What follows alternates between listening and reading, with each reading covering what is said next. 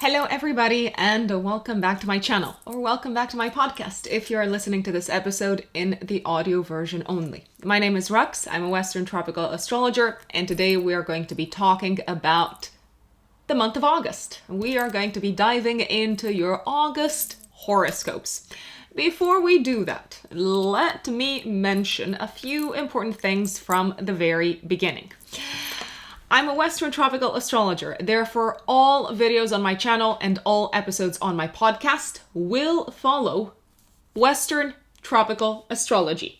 In my practice, I use the whole sign house system, so if you use another house system, such as Placidus or equal houses, by all means, go for it. Just so you know, all my horoscopes are created using the whole sign house system. I also use this house system when I work with clients in one-to-one consultations. And speaking of one-to-one consultations, if you want to work with me, you can find me on my website, which is writteninthestars-astrology.com. That is writteninthestars-astrology.com. You can go to the services section, and in the services section, you will find the option called 1 hour live Zoom consultation. This type of consultation is perfect for you if you would like me to analyze and interpret your natal chart. Why would you want that? Because what astrology does, one of its major and most important uses is it helps us understand ourselves better. It is a tool for self-awareness. And armed with that self-awareness, we can make better informed choices. The natal chart is a reflection of our inner and outer world from a symbolic and archetypal perspective, and it is said to make a statement about the intentions that our soul comes with into this lifetime. It's important to remember that some of our toughest challenges may be part of our soul's plan for learning and growth. So if you want to get the most out of astrology in general, I recommend kicking it all off with a natal chart interpretation done by an astrologer. If you would like to look into the year ahead, if you want to understand what sort of chapter of your life you're in, I would also recommend reaching out to me and booking via my website a 1 hour live Zoom consultation. We will dive into your transits for the year ahead and current transits that you're dealing with. We will use other forecasting techniques such as annual perfections, secondary progressions, solar arc directions to better understand how you can make the most of this particular life stage that you are at. What are your challenges? What are your opportunities? What are some of the lessons that you are meant to learn at this moment in time? And so on. So I'm not going to keep on banging on about all of this. You can find all of this information on my website. Once again, that is writteninthestars-astrology.com. I'm currently taking bookings for live consultations for the last week of August and first week of September. The astrology of August, folks. Let's dig in. I have to say, Cancer season has been an absolute, well, I'm not going to use the exact word because I do not want censorship to kick in on YouTube, but it has been one intense show. And when I say show, I don't necessarily mean the good kind of show. We've had the heat wave here in Europe. Emotions have basically run amok. They've gone south. We've experienced, especially towards the end of Cancer season, the Sun opposing Pluto, Mercury from Cancer also opposing Pluto in Capricorn. All sorts of like secrets coming to the surface, all sorts of like power struggles unfolding. It has been, well, overwhelming. Let's put it this way. Now, August brings with it a lot of Leo energy, obviously the sun is transiting through the sign of Leo until the 23rd of August. There's a lot going on in Virgo as well. The Leo energy is a lot more upbeat, a lot more playful, a lot more entertaining, let's say, than the energy of Cancer, archetypally speaking. So I'm not addressing these words specifically to you if you've got like a Cancer sun, or to you if you've got like a Leo sun. We're talking here archetypally, okay? So there's a lot of Leo energy that we're dealing with in August. There's a lot of Virgo energy that we're dealing with also, especially towards the end of August. At the same time, there are some key events that will probably make August one of the most memorable months of the year. And when I say one of the most memorable months, I don't necessarily mean in a good or bad way. I just mean impactful. I genuinely mean memorable. It's like, wow, this happened at the beginning of August and everything changed collectively, individually, personally, etc. The month kicks off with a conjunction which is very, very rare between Mars, Uranus, and the North Node in Taurus at 18 degrees of Taurus. I have talked about this in the video that I uploaded, I think a week ago-ish, something like that. The video that I uploaded on the new moon in Leo that took place on the 28th of July, at the end of July. So I did dive into some of the themes that we are likely to experience as this conjunction occurs in the sign of the Bull. According to a quick Google search, apparently the conjunction between these planetary bodies, obviously the North Node is not a planetary body, it's a point in the sky, but the conjunction between these three important astrological elements in the sign of Taurus occurred when Alexander the Great was conquering vast swathes of land in Asia, that part of the world. I think off the top of my head that it occurred around 324 BC, before Christ. Of course, Uranus and the North Node actually meet up quite often, once every 16, 17 years. Uranus coming together with the North Node, in general, are indicators of the next big thing. They are indicators of the trend of where progress is headed, you could say, of what we are evolving towards. Now, evolution is not necessarily a term that is supposed to carry with it moral weight. So evolution isn't necessarily good or bad. It just means doing something different, doing something new. It just means going in a new direction, breaking free from the past. So Uranus conjunct the North Node in Taurus.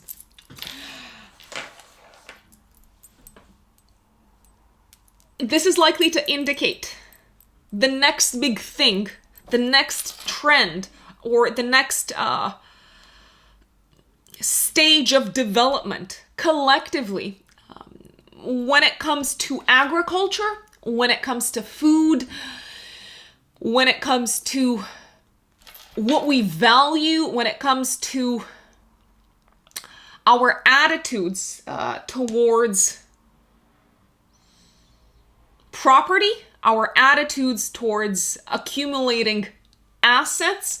Mars is generally the great activator. Mars kind of like spurs us into action. So with Mars joining Uranus and the North Node, it may feel like collectively we are pushed to take action in the direction of this new trend or set of trends that are becoming quite clear and prominent around the 1st of August, maybe as early as the 31st of July.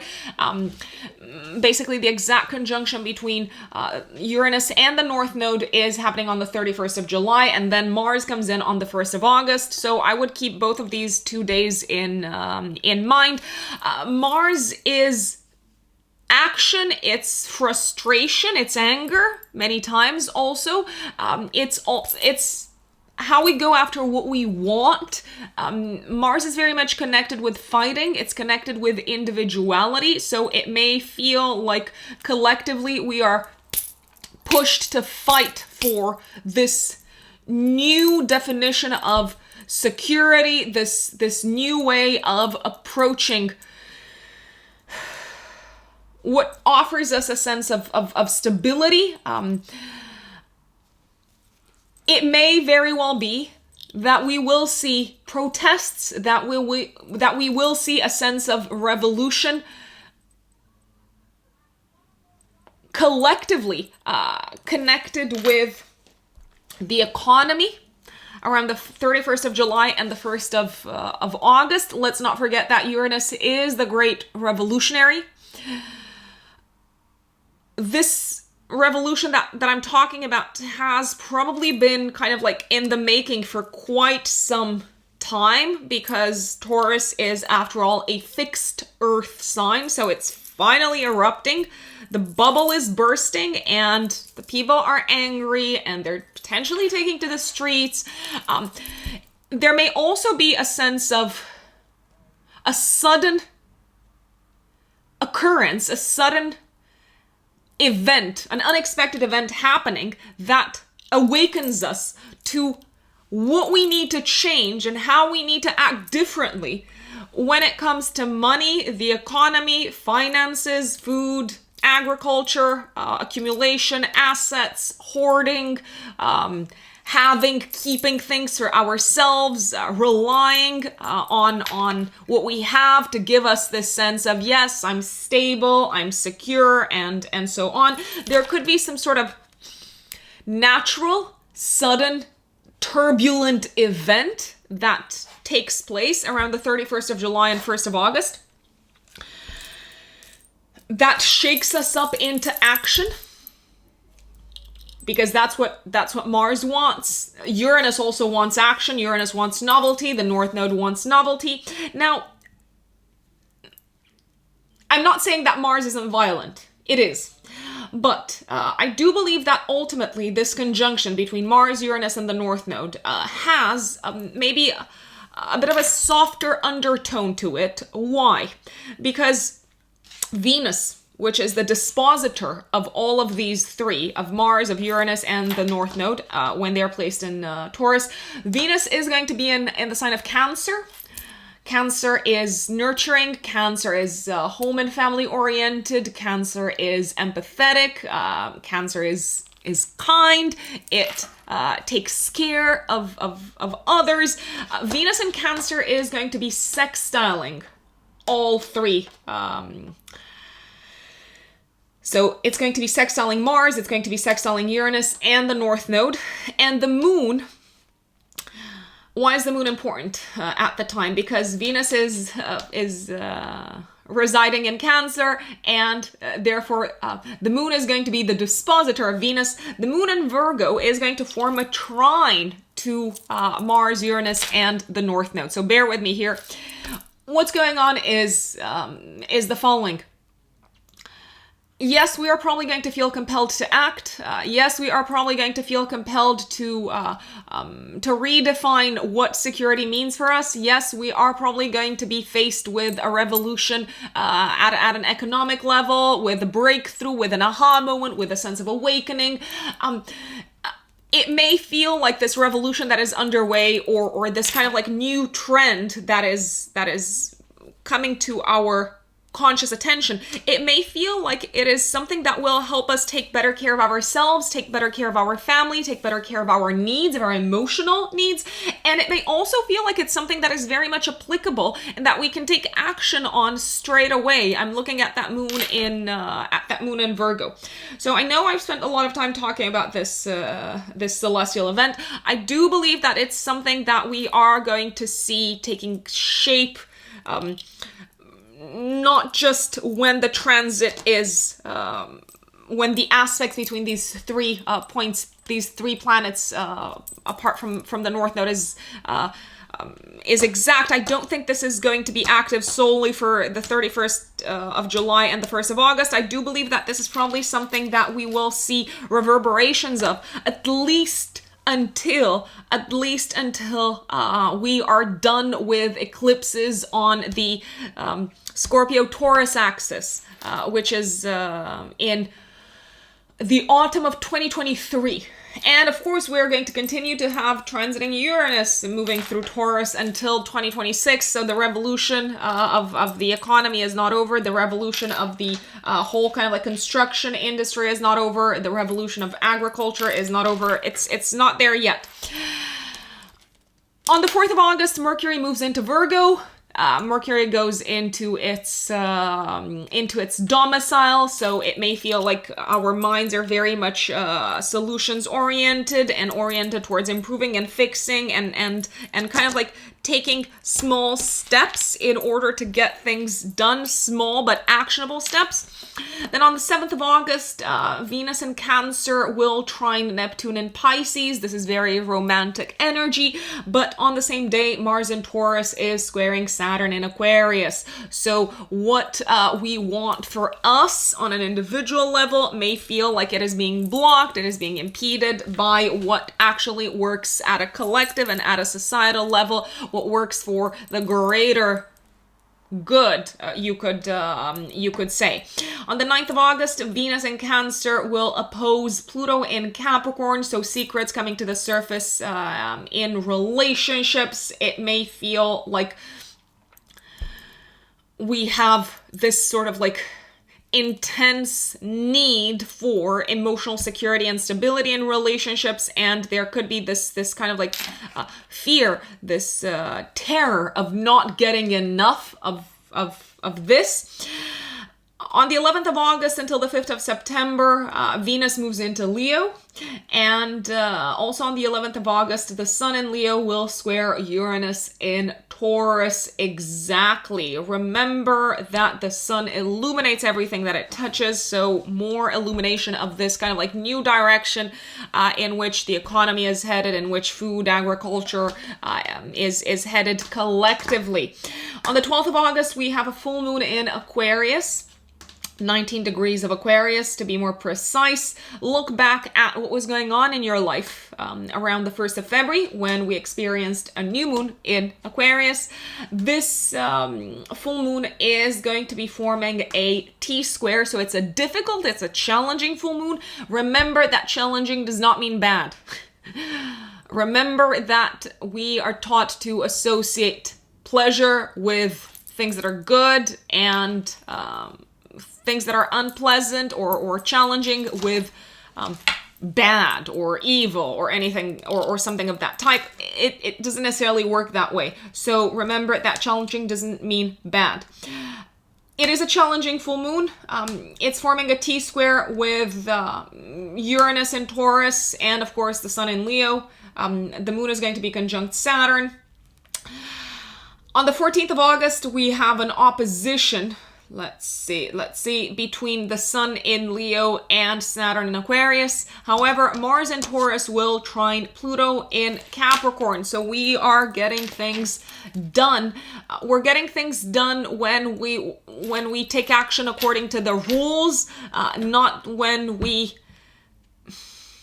basically shout out and say, oh, it should just be like this because I want it to be like this and I'm important and look at me how much power I have. No, it's a day to act by the rules.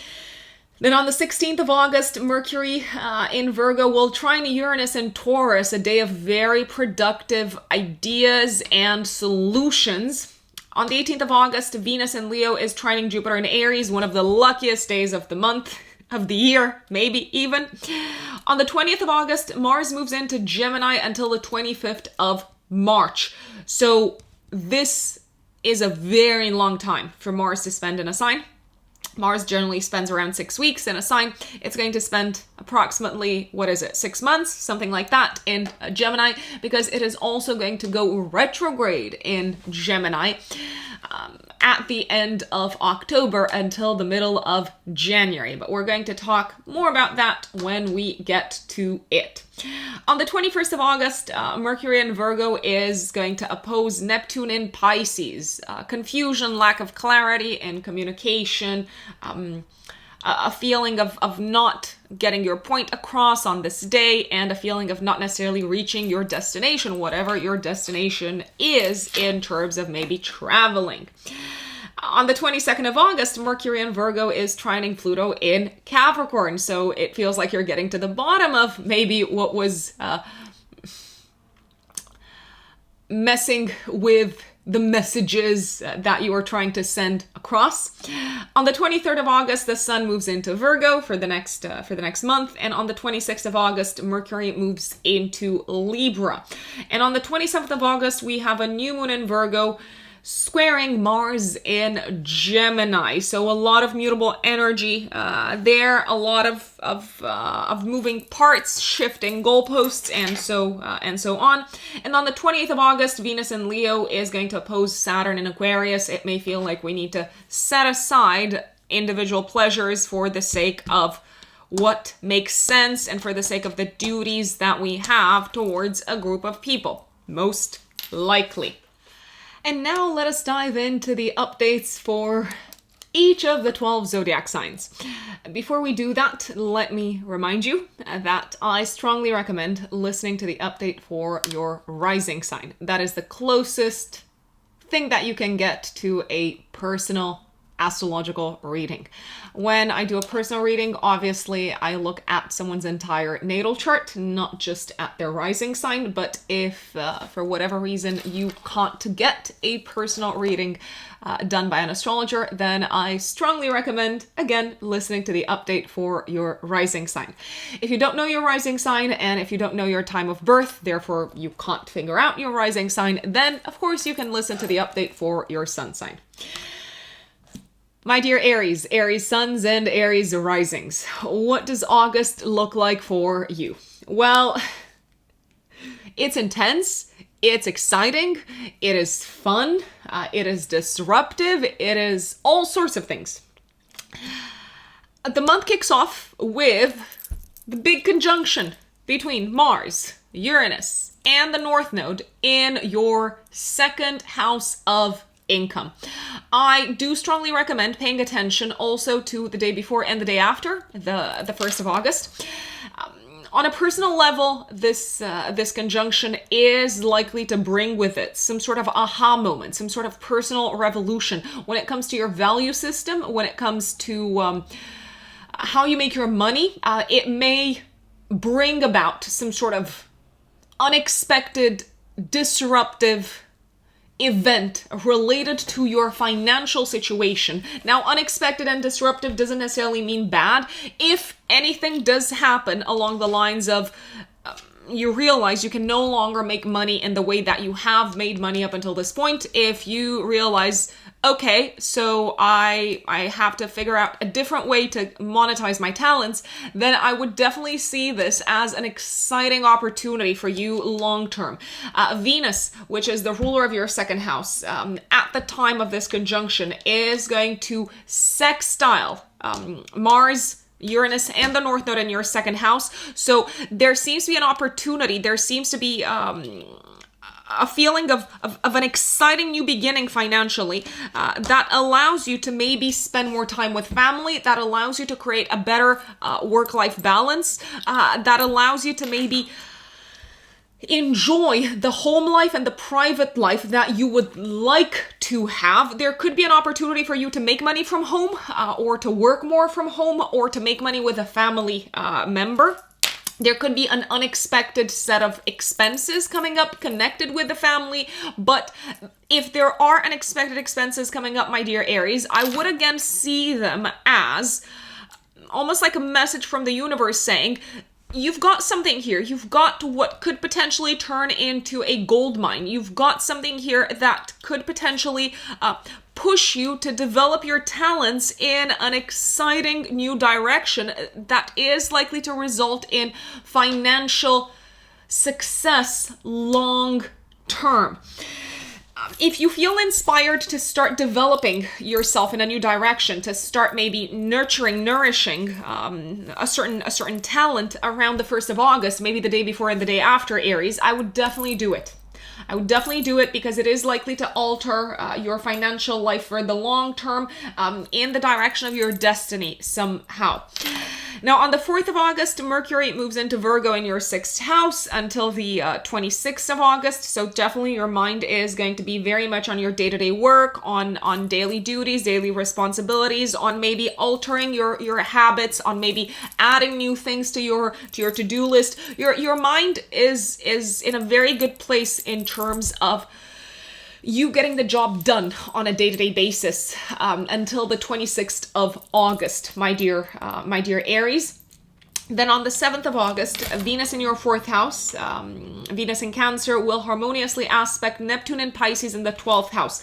This is a great day to spend it at home, cuddled up with a partner, maybe eating some good food, watching a movie. It's also a great day to sit down and enjoy some quiet time.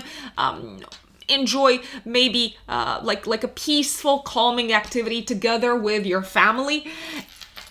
It is a day, it could be a day of romance, but it could also be a day of literally indulging at home. So I strongly recommend using this day in this manner. Why do I say this? Because on the other hand, Mars on the 7th of August is going to be squaring Saturn in Aquarius in your 11th house. So it may feel like you can't necessarily move forward just yet with your initiatives, with maybe your plans, maybe the plans that involve this new beginning of a financial nature in your life, because you need to flesh out, you need to hash out the details, and you need to hash out the structure of how you're going to achieve your long-term goals together with other people, how you're going to collaborate with others in order to achieve these goals. It may also feel like there's some sort of, there's a sense of blockage on this day from a group of people when it comes to what you want to accomplish for yourself. So it may not feel like you're getting anywhere on this day when it comes to your plans, just because there's this kind of like group of people or this team of people that are saying, no, you got to play by the rules, you got to do it differently, you can't just do it your own way. So that's why I would recommend, if you can, enjoying some time at home and not necessarily getting frustrated because you're not making progress as fast as you'd like to with your plans. On the 9th of August, Venus in your 4th house is opposing Pluto in Capricorn in the 10th house. Okay, so this could be a bit of a challenging day, especially if you're in a partnership. It could be a challenging day for your partner. If you're in a marriage or in a long-term relationship, it could be a challenging day for a partner when it comes to their career or when it comes to a parent. It could also be a time when it feels like power struggles and politics in a professional environment are kind of like preventing you from enjoying the peace and quiet and sense of emotional fulfillment that you are tapping into when you are at home and when you're spending time with family members, and maybe when you're spending time also with your romantic partner. There could also be a sense of maybe a threat coming from a boss, coming from a leader, coming from your career potentially. There could be a sense of a threat coming into your private life and kind of like coming in and saying, no, you can't just kind of like squeeze under the duvet, under the covers, and pretend that this is not happening professionally. You got to tackle this elephant in the room professionally. Speaking, I would say. Then on the 11th of August, Venus moves into your 5th house until the 5th of September. Venus is the ruler of your 2nd house and of your 7th house of relationships. It may feel like it's a lot easier to have fun with a romantic partner, have fun with your children if you have children. You may feel inclined to spend money on enjoyable activities, on your passions, on your hobbies, on parties, on going out. And it is generally a fun time when Venus is in your 5th house, so don't get me wrong. It's also a romantic time. Romance becomes increasingly playful and entertaining from the 11th of August until the 5th of September. On the 11th of August, the sun in your 5th house is also squaring Uranus in Taurus in your 2nd house. So there could be some unexpected expenses coming up connected with fun activities that involve partying, play, maybe also activities that involve your children, if you do have children in your life in general. On the 12th of August, 3 days before, 3 days after, you have a full moon in Aquarius, triggering your 11th house, 5th house axis. The full moon is happening at 19 degrees. So if you have, if you have planets or angles in your natal chart around 19 degrees of fixed signs, you're going to feel this full moon the most. The fixed signs are Aquarius, Leo, and Taurus, Scorpio. If you don't have planets close to 19 degrees of fixed signs, then you may not necessarily feel this full moon that much. The full moon is forming in the sky a tense aspect pattern, a T-square we call it. There's a sense of like blockage and gridlock connected with the T-square. The moon is going to be conjunct Saturn in your 11th house of long-term plans. Uranus is going to be in Taurus in your 2nd house, and the sun in Leo in your 5th house. It feels like this is a time when you need to complete, when you need to wrap up maybe a creative project that involved collaboration with others, but you're wrapping it up not necessarily in a way that you are 100% satisfied with. You may decide to stop collaborating with someone. You may decide to stop collaborating with a group of people. You may decide to stop being active within a specific group of people around this time. You could say goodbye to a group of people that you were very active within because you realize that you're no longer aligned in terms of values. There's a sense of a project coming to a close, a project coming to a culmination, a group project coming to a culmination around this time. I recommend looking back at what was going on in your life in terms of group projects. Around the 1st of February, when you had a new moon in Aquarius in your 11th house, if you have children, a child could reach the end of the road in terms of an important chapter in their life, but it isn't necessarily the result. They're not necessarily obtaining the result that you were hoping for. There is a sense of crisis connected with children around this time. My dear Aries, especially Aries rising, there could be something along the lines of you find out something about your child that requires some sort of expense and also requires some sort of adjustment in terms of your value system and in terms of what you were hoping they would do with their life.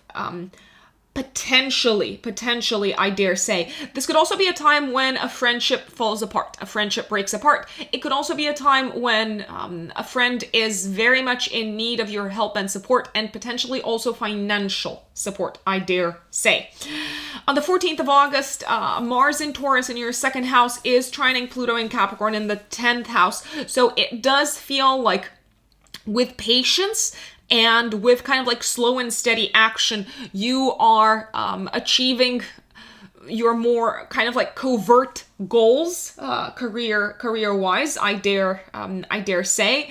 The sun in your 5th house is opposing Saturn in Aquarius in the 11th, so it may just feel like you're not necessarily receiving the appreciation, you're not necessarily shining in the way that you would like to shine in a group type of environment on this day, but that doesn't mean that you can't get what you want out of this group type of environment, especially career-wise, if you kind of like keep on like slowly and strategically pushing towards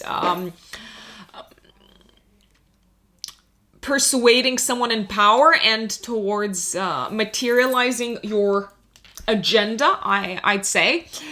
16th of August, Mercury in your 6th house is trining Uranus and Taurus in the 2nd house. So good news, great ideas work-wise seem to be coming up. This could also be a payday of some sort. You seem to be making money. You seem to be getting paid. You're appreciated, maybe unexpectedly so. You could be signing an unexpected deal. It's looking good work-wise. The 18th of August is probably one of the luckiest days of the month and maybe of the year. Venus in your 5th house is trining Jupiter in Aries in the 1st house of identity. My dear Aries, this is a super romantic day, a very inspired day, a day of creative ideas, a day to have fun. You know I don't recommend this, but it does feel like a day when you want to take a gamble, and the gamble might actually prove to be a good choice. So if you're feeling lucky, especially if you're feeling lucky when it comes to a relationship, when it comes to reaching out to someone, when it comes to maybe reaching out and offering a deal or a partnership, if you feel like taking a risk romantically, or if you feel like taking a risk and taking a gamble relationship-wise, I would take it. Just putting it out there. On the 20th of August, Mars, which is your chart ruler, until the 25th of March, Mars moves into Gemini in your 3rd house. Until the 25th of March, you're probably going to feel like you have to put a lot of energy. You have to kind of like fight your way through maybe lots of classes and courses and connecting with a lot of people. There's a lot of like comings and goings, a lot of reaching out to others, a lot of being active within a community. 21st of August, we've got an opposition between Mercury in your 6th house and Neptune and Pisces in the 12th house. Confusion at work, literally, in terms of communication, and it may just feel like you're getting nowhere with the work that you're doing. It's like there's no clarity as to where you're headed. But on the 22nd of August, it feels like the fog is lifting. On the 23rd of August, the sun moves into Virgo in your 6th house for the next month. So there's a sense of the spotlight again being placed on your day-to-day work, on your health, on your habits, maybe on adjusting them. 27th of August, 3 days before, 3 days after, there's a new moon in Virgo in your 6th house of day-to-day work, in a square to Mars and Gemini in your 3rd house. There's a sense of a new beginning at work, so you may start a new project, you may start a new job, but there's a sense of you having to learn something new or learn to communicate in a different way and to adjust the way you communicate on a day-to-day basis with the new moon squaring Mars in the 3rd house. Saying that, Mercury, which is the dispositor of this new moon, is going to be in your 7th house of relationships and connections, and one-to-one partnerships, trining Mars and Gemini in the 3rd house of communication. So if you need to learn something new for this new job or for this new project, or if you need to communicate in a different way, I would reach out to people with an open heart. I would reach out to maybe getting some help. I would reach out to a consultant, because someone from the outside, someone who you trust, someone who you see as a partner or as a consultant, can definitely help make your life a lot easier, I would say. So you don't have to do this alone. You're not on your own with this, my dear Aries. And that is August for you. Now, if you are a Taurus sun or a Taurus rising, my lovely Taurus, the month kicks off with a bang on the 1st of August. Literally, maybe also the day before, the day after the 1st of August. You're having an epiphany. You are having a revelation. You are being awakened. Mars is going to conjunct Uranus and the North Node at 18 degrees in your 1st house of identity, especially if you're a Taurus rising.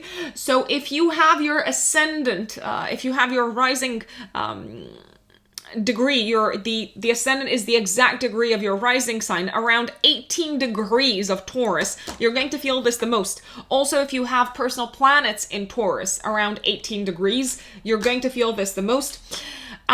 There's a sense of you being awakened to who you want to become moving forward. There's a sense of you wanting to take action to build yourself up into a new person. There's this sense of, I'm taking action in a new direction. I no longer want to be the person that I used to be. I no longer want to direct my life in the direction in which I used to walk down on up until this point. Mars is also the ruler of your 12th house and of your 7th house. So there could be a sense of awakening connected with your blind spots, especially blind spots that involve partners. You may decide to kind of like break free from the past in terms of your blind spots when it comes to relationships. It's like, no more.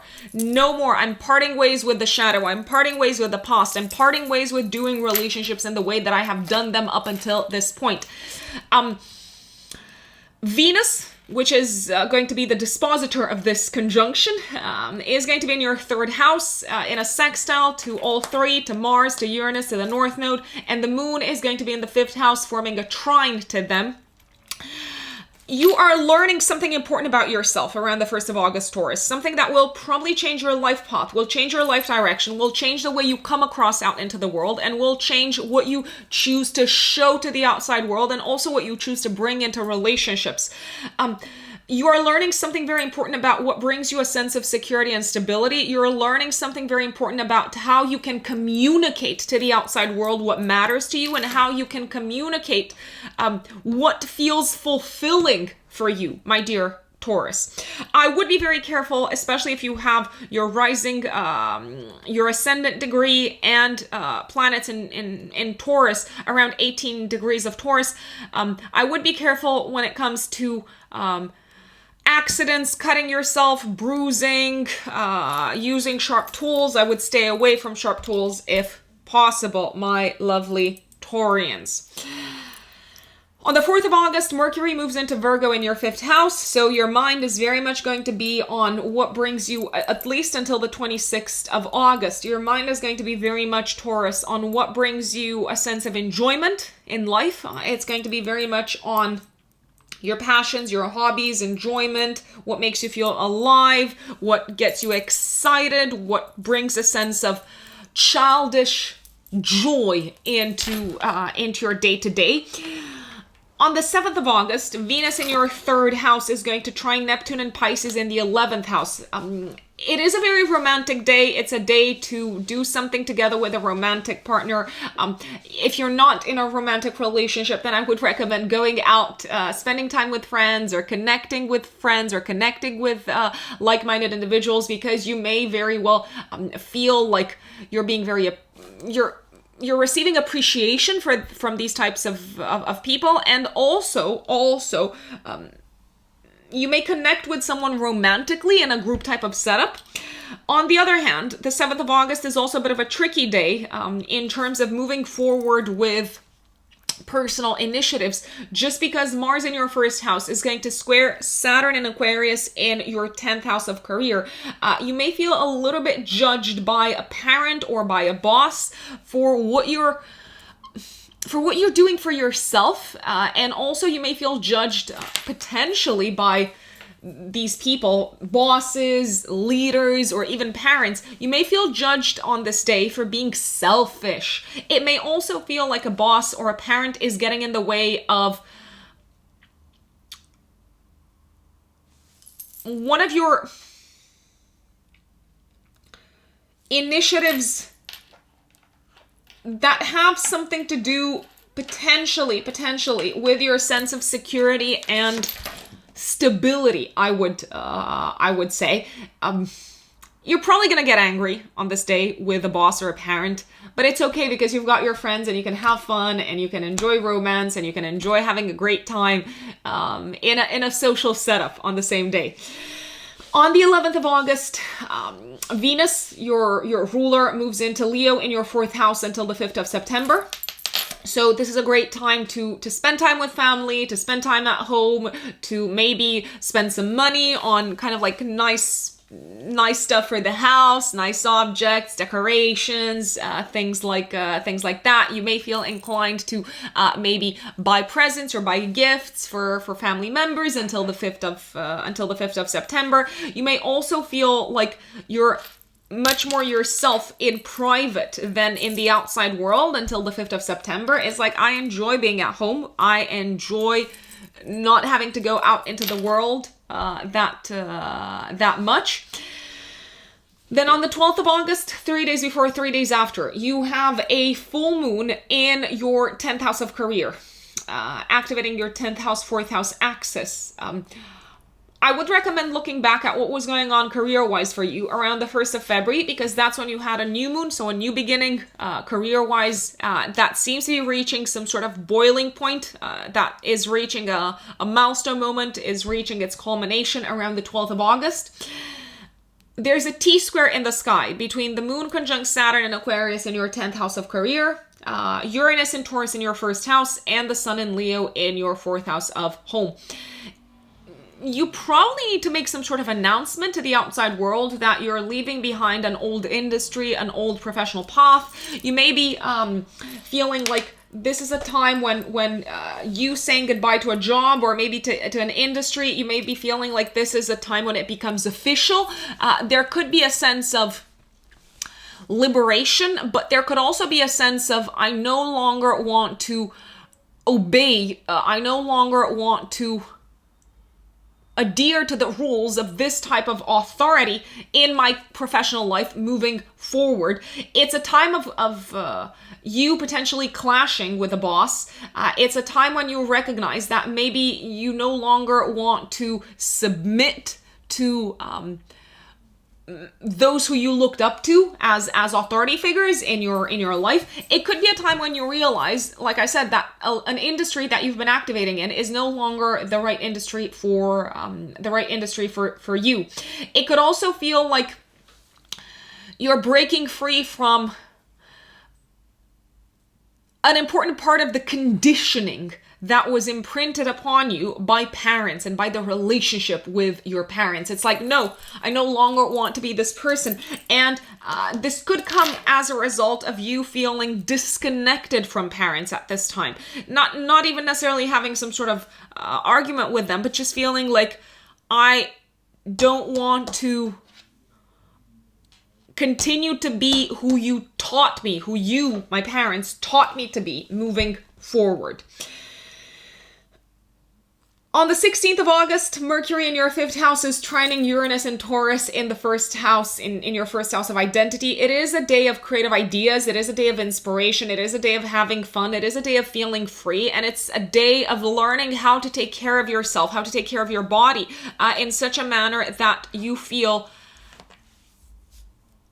like life is worth living somehow. It's almost like what you do to your body on this day, self-care, treating yourself better, maybe looking after yourself from a health perspective.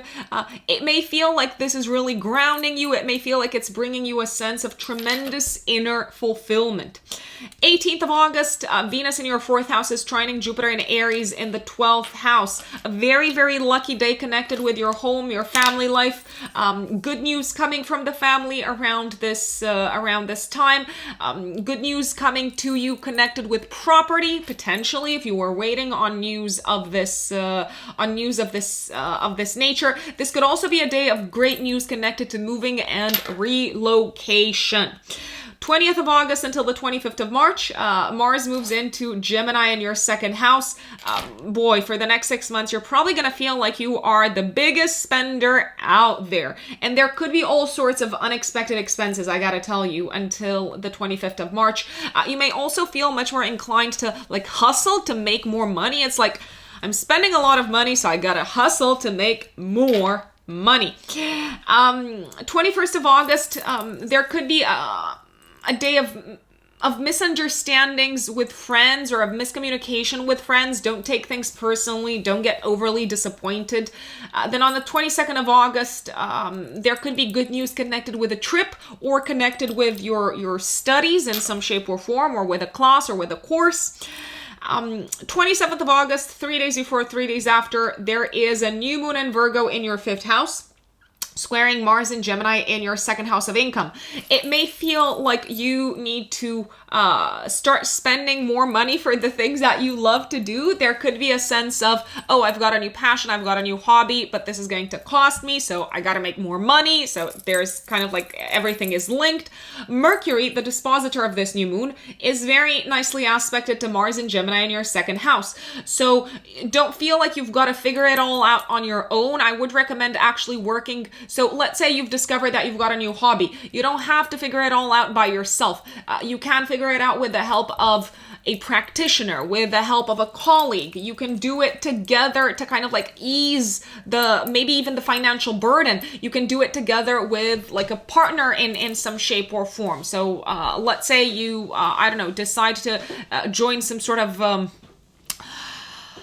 group type of activity where you need to pay like a subscription or a fee. I would recommend doing it together maybe, or bringing in like a friend, or bringing in a colleague, bringing someone in who can kind of like ease the burden, maybe deal with part of the expenses. Let's say around the 27th of August, you could also start some sort of new creative project that is going to stretch you somehow.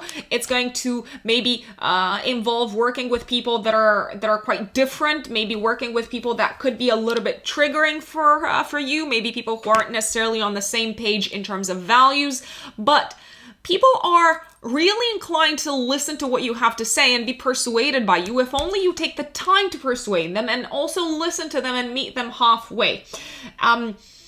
Do reach out to colleagues, whatever it is that you're starting around this time, work colleagues, school colleagues. You don't have to do it on your own.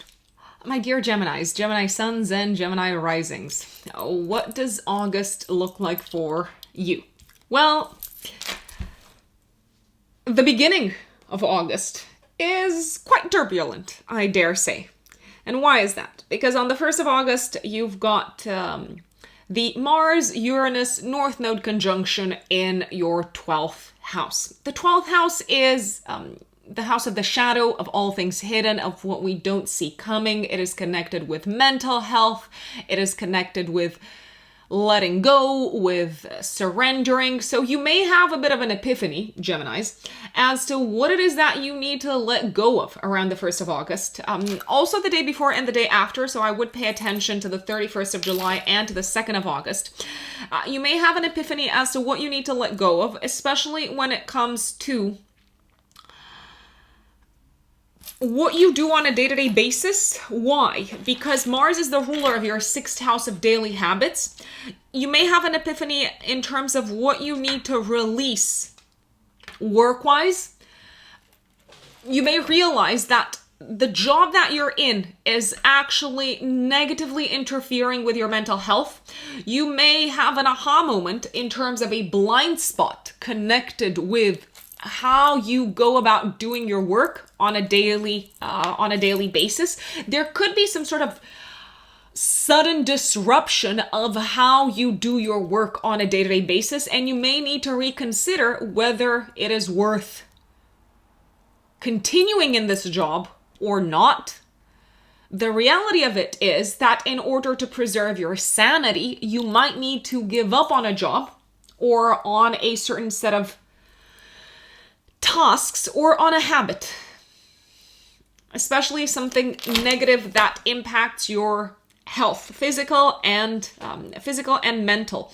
You may also realize that you need to give up on an old goal or objective, because Mars is also the ruler of your 11th house. You may decide to free yourself around this time of an old goal or objective.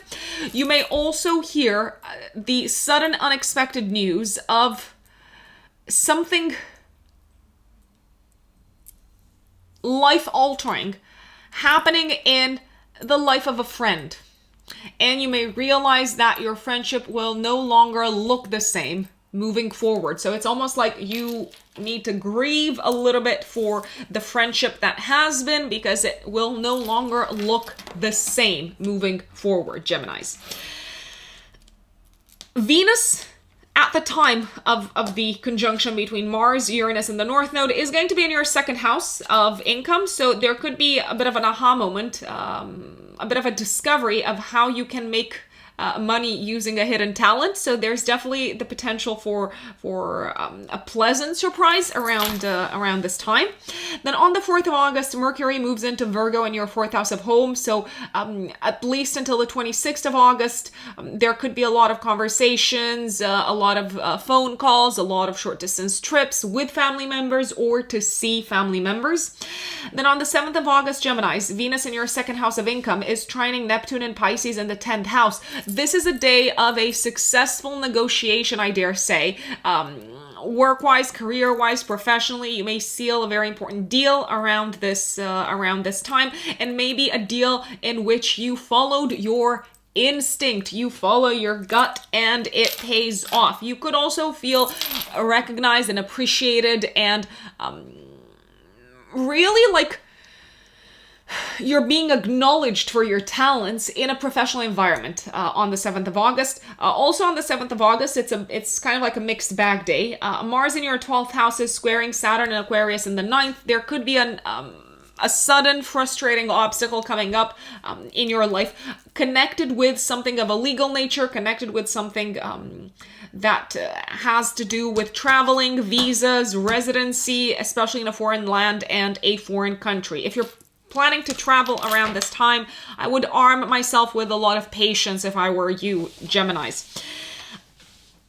On the 11th of August until the 5th of September, Venus moves into Leo in your 3rd house of communication and of learning. So anything that you need to learn until the 5th of September, it may feel like it's a lot easier for you to do so. It may feel like it's engaging, like it's entertaining. It may feel like you derive a lot of pleasure out of mental activities and out of conversations with others.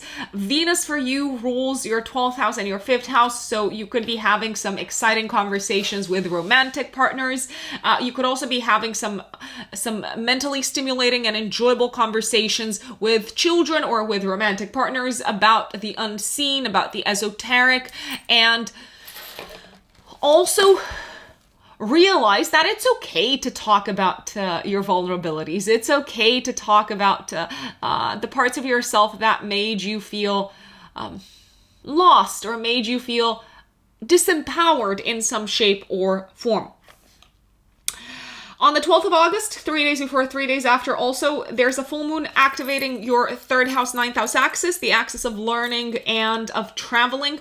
I would recommend looking back at the 1st of February, because whatever you were maybe studying around that time, or whatever new beginning you were embarking, you were acting upon, or you were saying yes to, connected with academia, connected with studies, or connected with foreign lands and foreign countries, traveling, visas, residencies in foreign lands.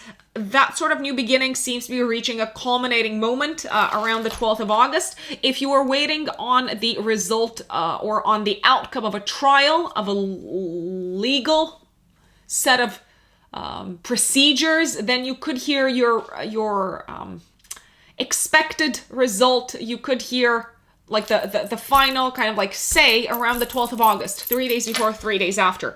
Now, you Geminis get along very well with the energy of Aquarius, but this is a tense full moon. So it could be a bit of a mixed bag for you. On the one hand, the outcome might be less than you expected it to be. It could feel in some shape or form restrictive for you. It could feel also like there's a part of the result that you were definitely not seeing making its way to you. So it could be a surprising result, but on the other hand, it does feel like it's it's kind of like bringing you some sort of closure that you were really waiting for so that you can move forward with your life, so that you can think of something else. If you were waiting on the results for your exams or for your applications in terms of going to university and stuff like that, around the 12th of August, Geminis, you're probably going to get your results. You're probably going to hear back from the commission. It could be a mixed bag. There seems to be something maybe that you need an exam that you might need to retake. There could be a lower grade that you are likely to take in one of the exams. I'm not saying that you're failing, but I am saying that the result is potentially less than you expected. This could also be a time when you need to retire an old car or an old means of transportation. On the 14th of August, Mars in Taurus in your 12th house is trining Pluto in Capricorn in your 8th house. Mars, for you, my dear Geminis, is the ruler of your 11th house and of your 6th house. It feels like you are overcoming some sort of crisis at work. It could also feel like you're overcoming some sort of crisis in the relationship with a friend. So it may feel like you're reaching some sort of agreement as to what you're giving up on and maybe what your friend is giving up on, I would say. Then on the 18th of August, this is probably one of the luckiest days of the year, the month. You could also look at the day before, the day after. Venus in your 3rd house is trining Jupiter in Aries in the 11th house. Jupiter is the ruler of your 7th house of relationships and your 10th house of career. You could hear of an exciting new opportunity career-wise around this time, Geminis, especially if you're going out into the world, spending time with friends, spending time surrounded by a group of people. I would strongly recommend, in order to take advantage of this transit, I would strongly recommend going out with friends. I would strongly recommend attending group type of events, conferences, classes, courses, even just kind of like going out and going for dinner with your friends, because there could be this sort of like opportunity career-wise that pops up apparently out of nowhere, but it's definitely not out of nowhere. It is something that you've let's say, been feeling like it's kind of like in the works, and it's likely to give you this sort of like new career direction. You might have been feeling this since potentially the second half of May. It's also a very fun day, literally, to go out and to have fun, especially surrounded by a wider group of people. Then on the 20th of August until the 25th of March, Mars moves into your 1st house of identity and the physical body. I'm going to tell you what I tell people in general when it comes to Mars transits through the 1st house. You may become very impatient throughout this entire period. There is a tendency to rush into things. There could be a tendency to rush into doing things too quickly and hurting yourself or hurting your physical body by cutting yourself, by maybe getting into like incidents of a physical nature. You could also feel like there's an increase in the amount of anger that you're dealing with, and you might say things that kind of like sting or poke at people throughout this period. Definitely drive slowly. With Mars in your 1st house. It is a great time to build muscle. It is a great time to get active, but I wouldn't overdo it. I would make sure that you get plenty of like warm up before you hit the gym for 3 hours in a row. There's an increase in stamina. There's an increase in libido with Mars in the 1st house, but like I said, careful not to rush into things and careful how you deal with knives and sharp objects. 21st of August, Mercury in your 4th house is opposing Neptune in your 10th house of career and public status. The 4th house, 10th house axis is also connected with parents. There could be some unsettling news making its way to you connected with the health of a parent, but it's already looking better on the 22nd of August. There could be a sense of, okay, we know how to deal with this. We know how to approach this challenge, this potential issue, I dare say. The sun moves into Virgo in your 4th house from the 23rd of August for the next month. So there's kind of like a spotlight being placed on family-related matters, home-related matters once again. And on the 27th of August, 3 days before, 3 days after, there's a new moon in your 4th house of home and family, squaring Mars in your 1st house. Mars, like I said, is the ruler of your 11th house and of your 6th house of day-to-day work and health. It may feel like there's this sense of like new beginning at home that requires you to put in a lot of time, energy, and effort, and that also takes you away from some of your personal projects. You could feel like you have a lot of work to do for the family or for a parent, and it's making you mentally potentially anxious. It's kind of like raising your levels of impatience, of anxiety. It might make you snap at family members, at parents, at your own family. However, Mercury, which is the dispositor of this new moon, is in your 5th house in Libra, trining Mars in Gemini in the 1st house. Whatever new beginning is kind of like kicking off around the 27th of August. So you may realize that you got to move into a new home. You may realize that you got to work together with a partner or with a parent to achieve something. You may realize that you've got more kind of like responsibilities in the home. Talk to your partner, talk to your romantic partner, also talk to your children. If you've got children, maybe you can delegate certain things to them. It's important to give others the benefit of a doubt in communication with them, because then they're going to be much more inclined to collaborate and to cooperate with you on whatever it is that you're trying to achieve within the home. It may also feel like around the 27th of August, there's this new beginning in your private life that requires a lot of fastidiousness and meticulousness, and you're not in the mood for it. So it may require a very methodical approach of kind of like having to do work on a day-to-day basis in a certain way, paying attention to the methodology of it. And you're like super impatient with Mars in the 1st house, and you're like snapping at people, and you're feeling like people are wasting your time, especially family members. You may be feeling criticized. So I would take a bit of a step back and simply kind of like express where you want to go and where you're headed and what you want to do and what you want to take on board, because you may be surprised in a pleasant manner to see that actually family members are willing to accommodate your needs also, my dear Gemini. So it's not a matter of like, oh, I got to give up on my own needs to take care of what's happening at home. There is a way to cooperate with family members. Now, if you are a Cancer sun or a Cancer rising like yours truly here, what does August look like for us, my lovely Cancerians?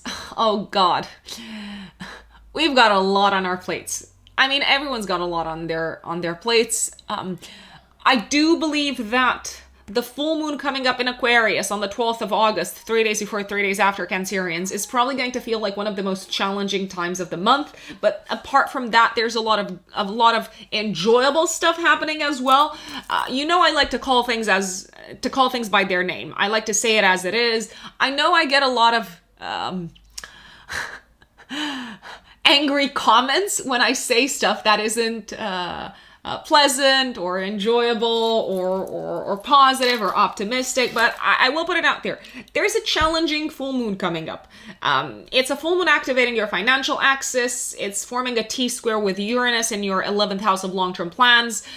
There could be a sense of you reaching some sort of like gridlock, some sort of like blockage, a stalemate, around the middle of August when it comes to a financial matter that directly affects your long-term goals and plans. It may feel like because of financial restrictions, you can't move forward with the long-term plan. It may also feel like one of your long-term plans that you're kind of like bringing into fruition is costing you a lot more than you initially thought it would cost. So it may feel like you're giving a lot of your money away for something and it's not even exactly what you thought it would be. There could also be a spanner thrown in the works around this time, connected with a lucrative project that involved working with others, or that involved working with a group of people. And because of this unexpected element, it's not necessarily, this collaboration isn't necessarily materializing in the way that you thought it would materialize.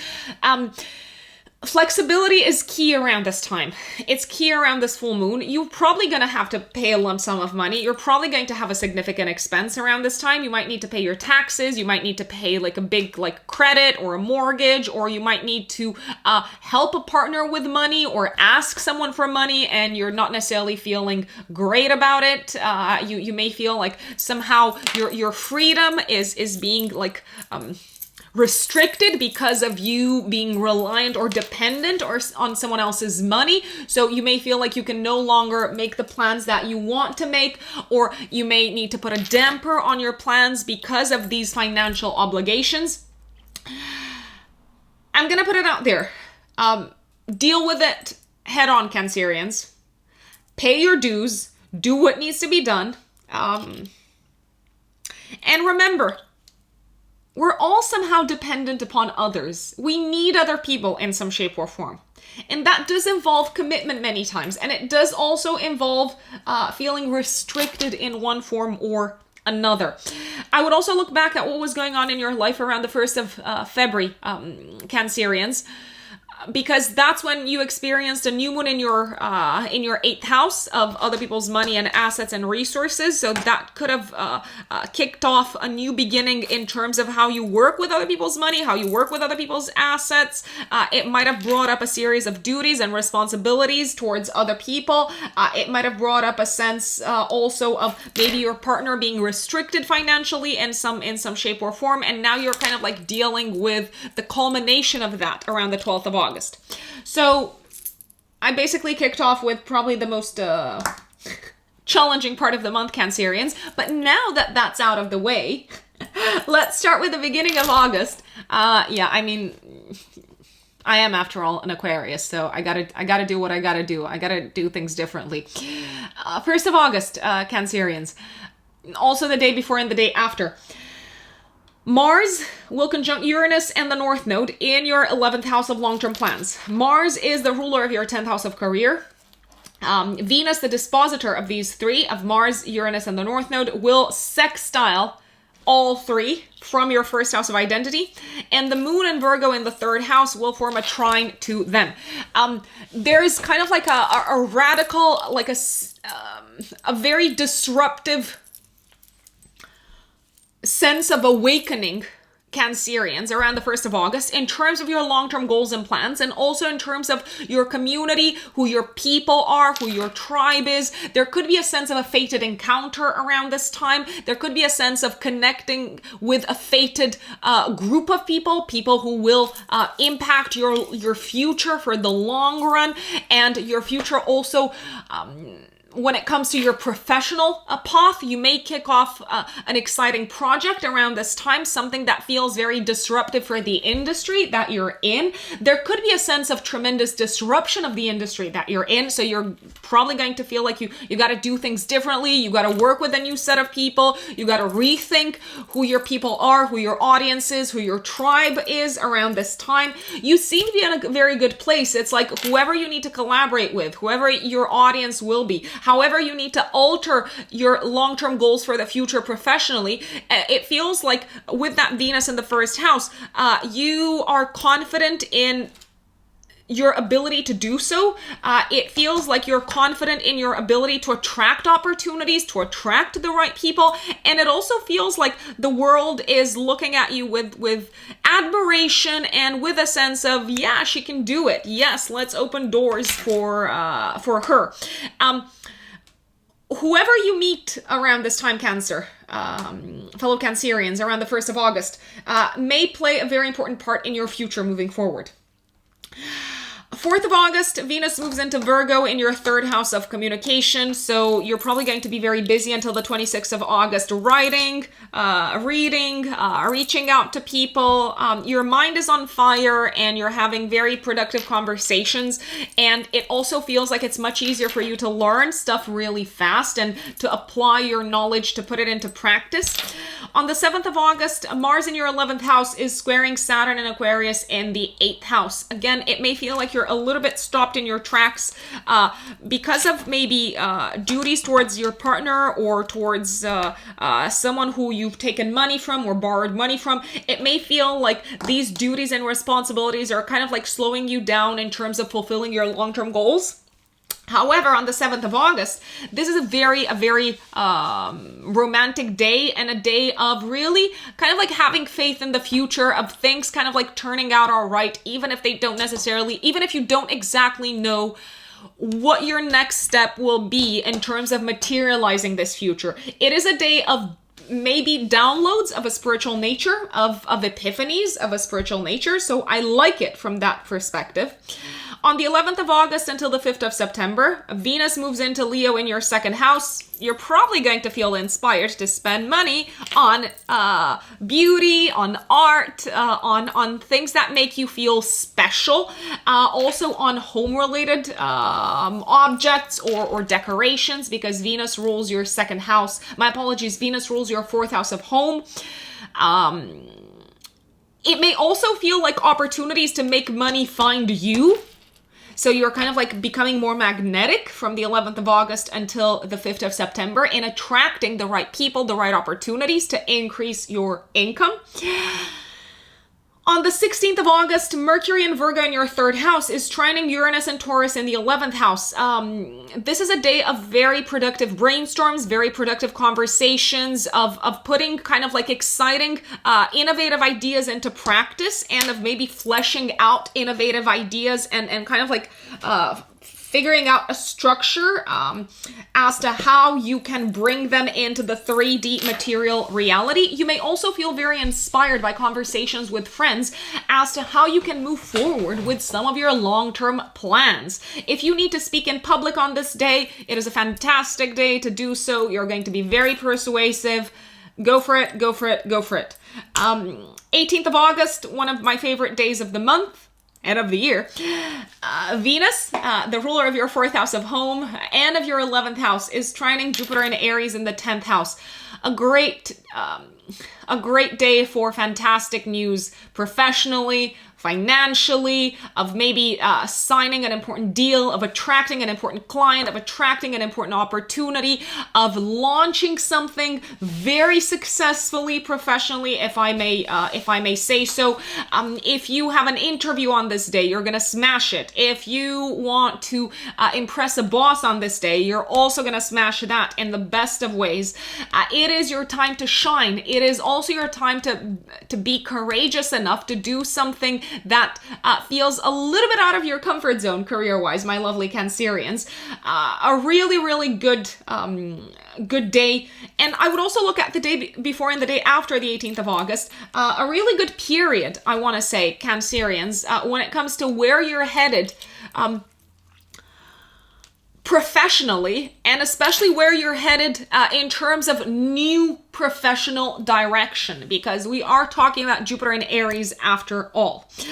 On the 20th of August until the 25th of March, Mars moves into Gemini in your 12th house. Mars is the ruler of your 10th house of career and of your 5th house of creative self-expression. So until the 25th of March, it may feel like you're putting a lot of mental energy behind the scenes into creating something career-wise that may kind of like encounter some delays when Mars is retrograde from the end of October until the middle of January. It may encounter some delays in terms of being brought to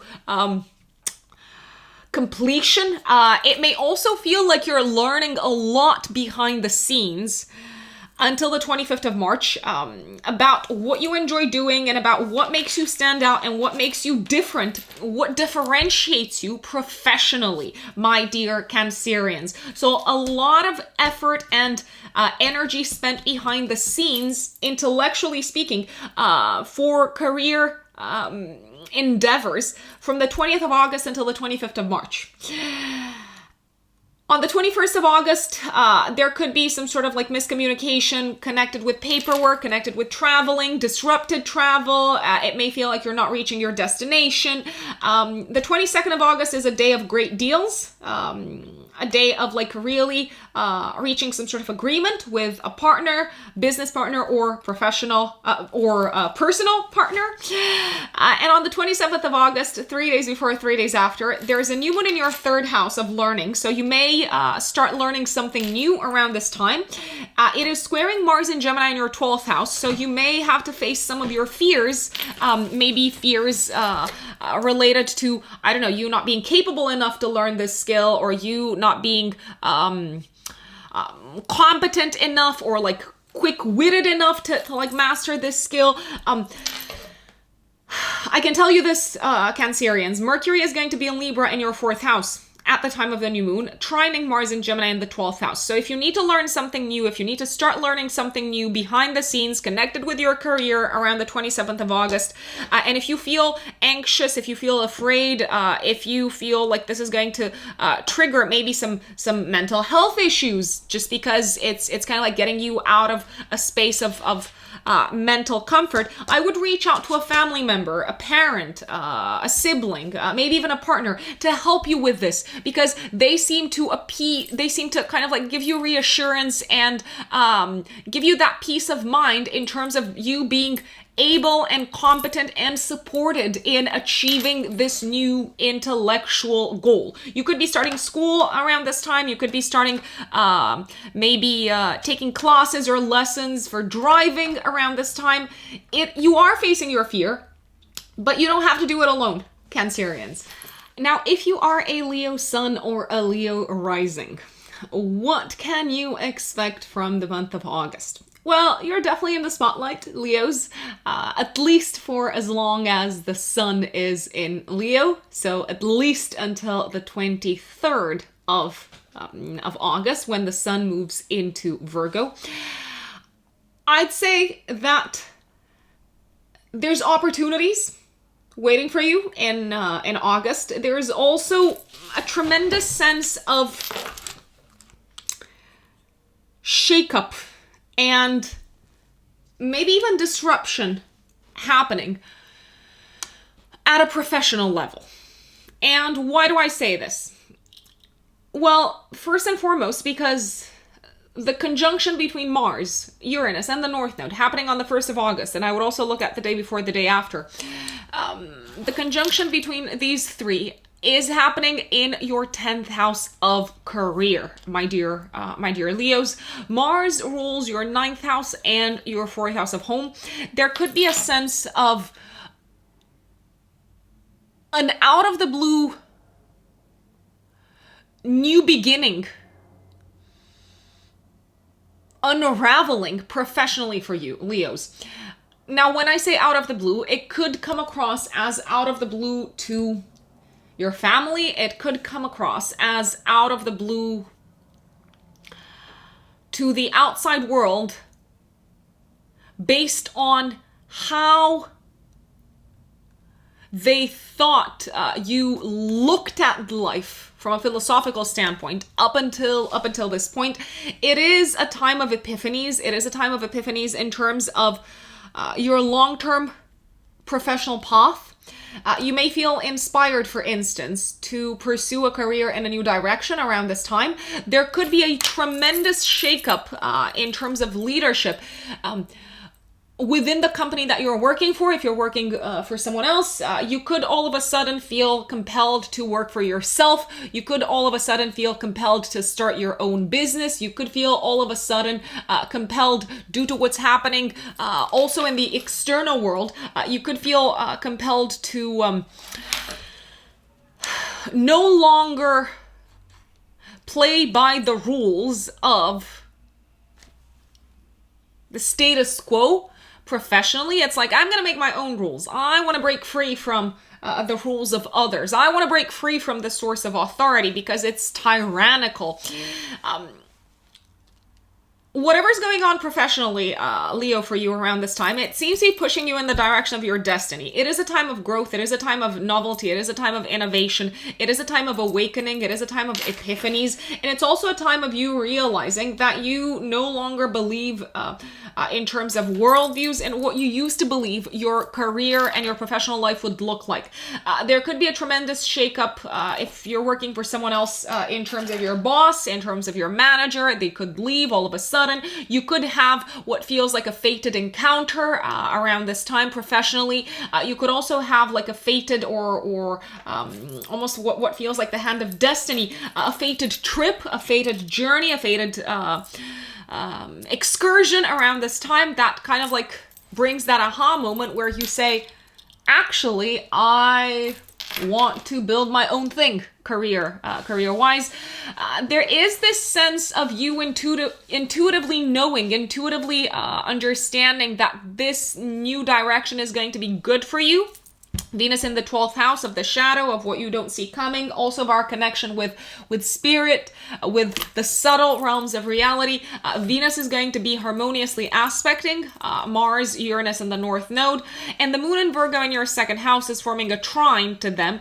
There's great financial opportunities to be grabbed, to be grasped, if only you have the courage to break free from your past professionally, my dear Leos, around the 1st of August. On the 4th of August, Mercury moves into Virgo in your second house, so your mind is going to be very much on the money, at least until the 26th of August, and it may also feel like it's easy for you to tap into your skills in order to make money until the 26th of August. You're being very resourceful. You're being very solutions oriented. It's almost like you very much get how you can put your knowledge into practice, my dear Leos. Then on the 7th of August, Venus in the 12th house is trining Neptune and Pisces in the 8th house. This is a great day to get away from it all with a romantic partner, so to schedule a romantic getaway.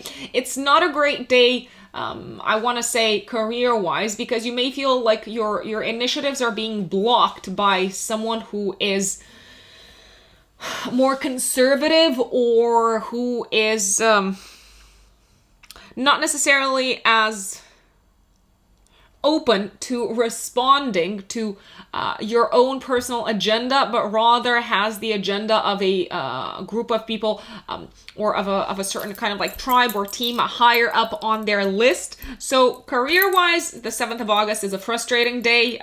It may feel like you're boiling with anger on the inside, but romantically it's looking great. Get away from it all.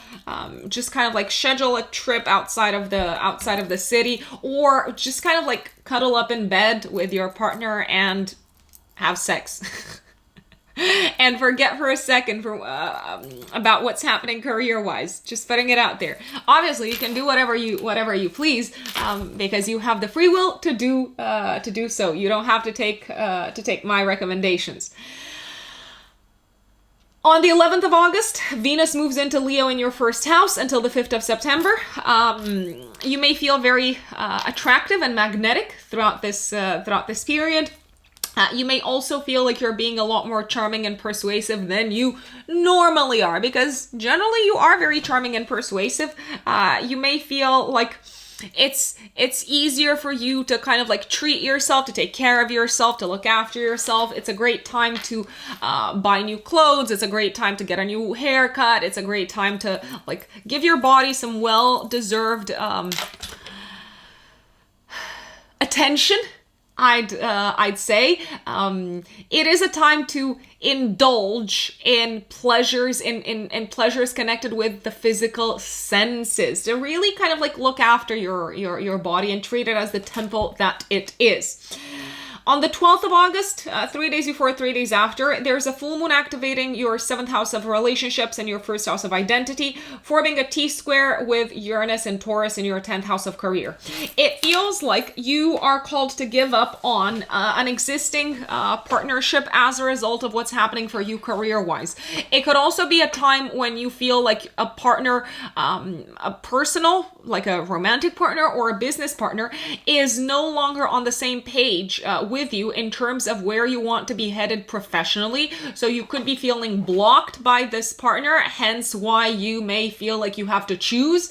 You have to choose between pursuing your new goals career-wise and maintaining the partnership and the relationship as it is. Sometimes some relationships are not meant to last. They are meant to reach kind of like their final destination, and that is not the end of our lives. So as hard as that might be to recognize, to admit, it could be a time to like really sit down with a partner and say, listen, this is important for me professionally. If you're not with me, then I don't think we can carry on in this manner.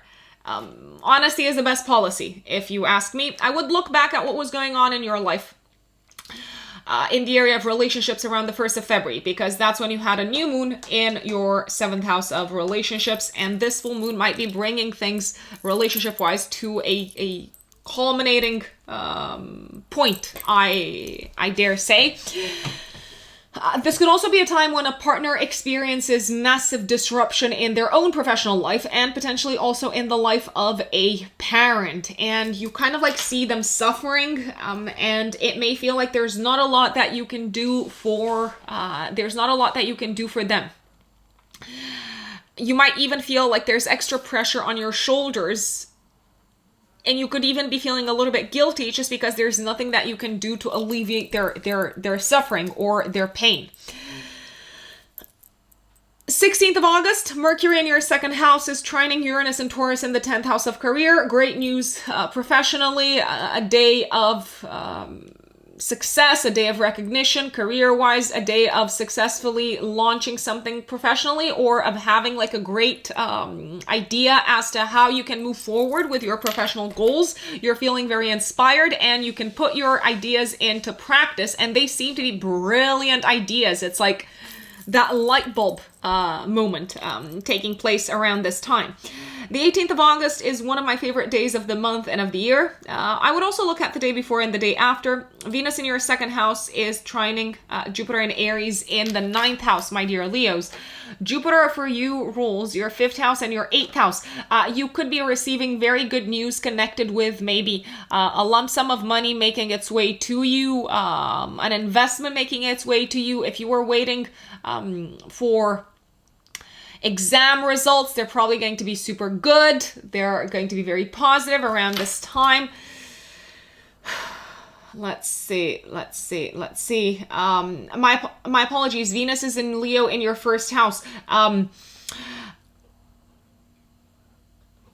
This could also be a day of good news professionally, of feeling like you have accomplished something that you set out to achieve professionally, and it was bold, it was courageous, it required you to have faith in yourself, it required you to have faith maybe in a higher power, and alas, it's paying off. It could also be a day of really good news connected with legal matters, travel-related matters, visas, passports, foreign residencies, and so on. If you are presenting something to the outside world, you are receiving applause for whatever it is that you are presenting, my dear Leos. On the 20th of August until the 25th of March, Mars moves into Gemini in your 11th house. Mars is the ruler of your 9th house. Okay, so until the 25th of March, it feels like you really need to put a lot of energy into persuading a group of people of your worldviews and of your belief system. It may feel like you need to also lead a group of people and get them on board, get them on your side by convincing them that your life philosophy and your belief system is the one to adhere to. It could also feel like you're putting a lot of energy into mental energy, especially into a long-term goal connected with your spiritual path and evolution, but also connected with your academic path, such as maybe getting your master's or your PhD or whatever it's called, your bachelor's throughout this period. On the 22nd of August, Mercury in your second house is trining Pluto and Capricorn in the sixth house. It may feel like you have cracked the code as to how you can solve an issue that you are dealing with on a day-to-day basis at work. It is a day of completing something successfully work-wise, of completing a project very successfully work-wise. Even though the day before, on the 21st of August, it may have felt like you are a little bit at a loss in terms of how you can utilize your skill set and your knowledge to solve a problem. On the 27th of August, 3 days before, 3 days after, Leos, you have a new moon in your second house of income in a square to Mars in Gemini in your 11th house. Mercury, the dispositor of this new moon, is harmoniously aspecting Mars in Gemini. Okay, so it feels like a new source of income is kind of like popping its head up around the 27th of August, Leos, in your life, 3 days before, 3 days after. It does seem to involve you taking maybe a leadership role, a leadership position, and you may be dealing with a group of people that you know are going to be antagonistic in some shape or form. It may feel like you're going to have to fight to send your message across, and you're going to have to put a lot of mental effort into motivating maybe this group of people that you're working with. But on the other hand, Mercury is very nicely aspected to Mars in Gemini at the time. So do not underestimate the power of diplomacy. Also, yes, you may feel like your value system is a little bit at odds with the values of these people that you're expected to work with. That doesn't mean that you can't meet them halfway. On the absolute contrary, taking time to ask questions, to listen, and to make them feel like you're meeting them halfway is probably going to be a winning tactic. Now, if you are a Virgo sun or a Virgo rising, my lovely Virgos, the month of August kicks off with the great conjunction, the almighty conjunction between Mars and Taurus in your 9th house, conjunct Uranus and the North Node at 18 degrees. Venus, the dispositor of Mars, of Uranus, and of the North Node, is going to be in Cancer in your 11th house of long-term plans. And the Moon in Virgo in your 1st house of identity is going to form a trine to Mars, to Uranus, and to the North Node. So the conjunction is receiving a harmonious aspect from Venus and a harmonious aspect from the moon in your 1st house. You're having an aha moment. You're having an epiphany. You are having an awakening. I dare say a spiritual awakening, a spiritual epiphany, of an epiphany connected with your philosophical worldview around the 1st of August, my dear Virgos. This could come as a result of you traveling. This could come as a result of you maybe bumping into or immersing yourself in a culture that is foreign in some shape or form. It may feel like your entire worldview shifts, like you're going through like a radical change in terms of your belief system. It may feel like all of a sudden you connect with God in a different way, with Source, with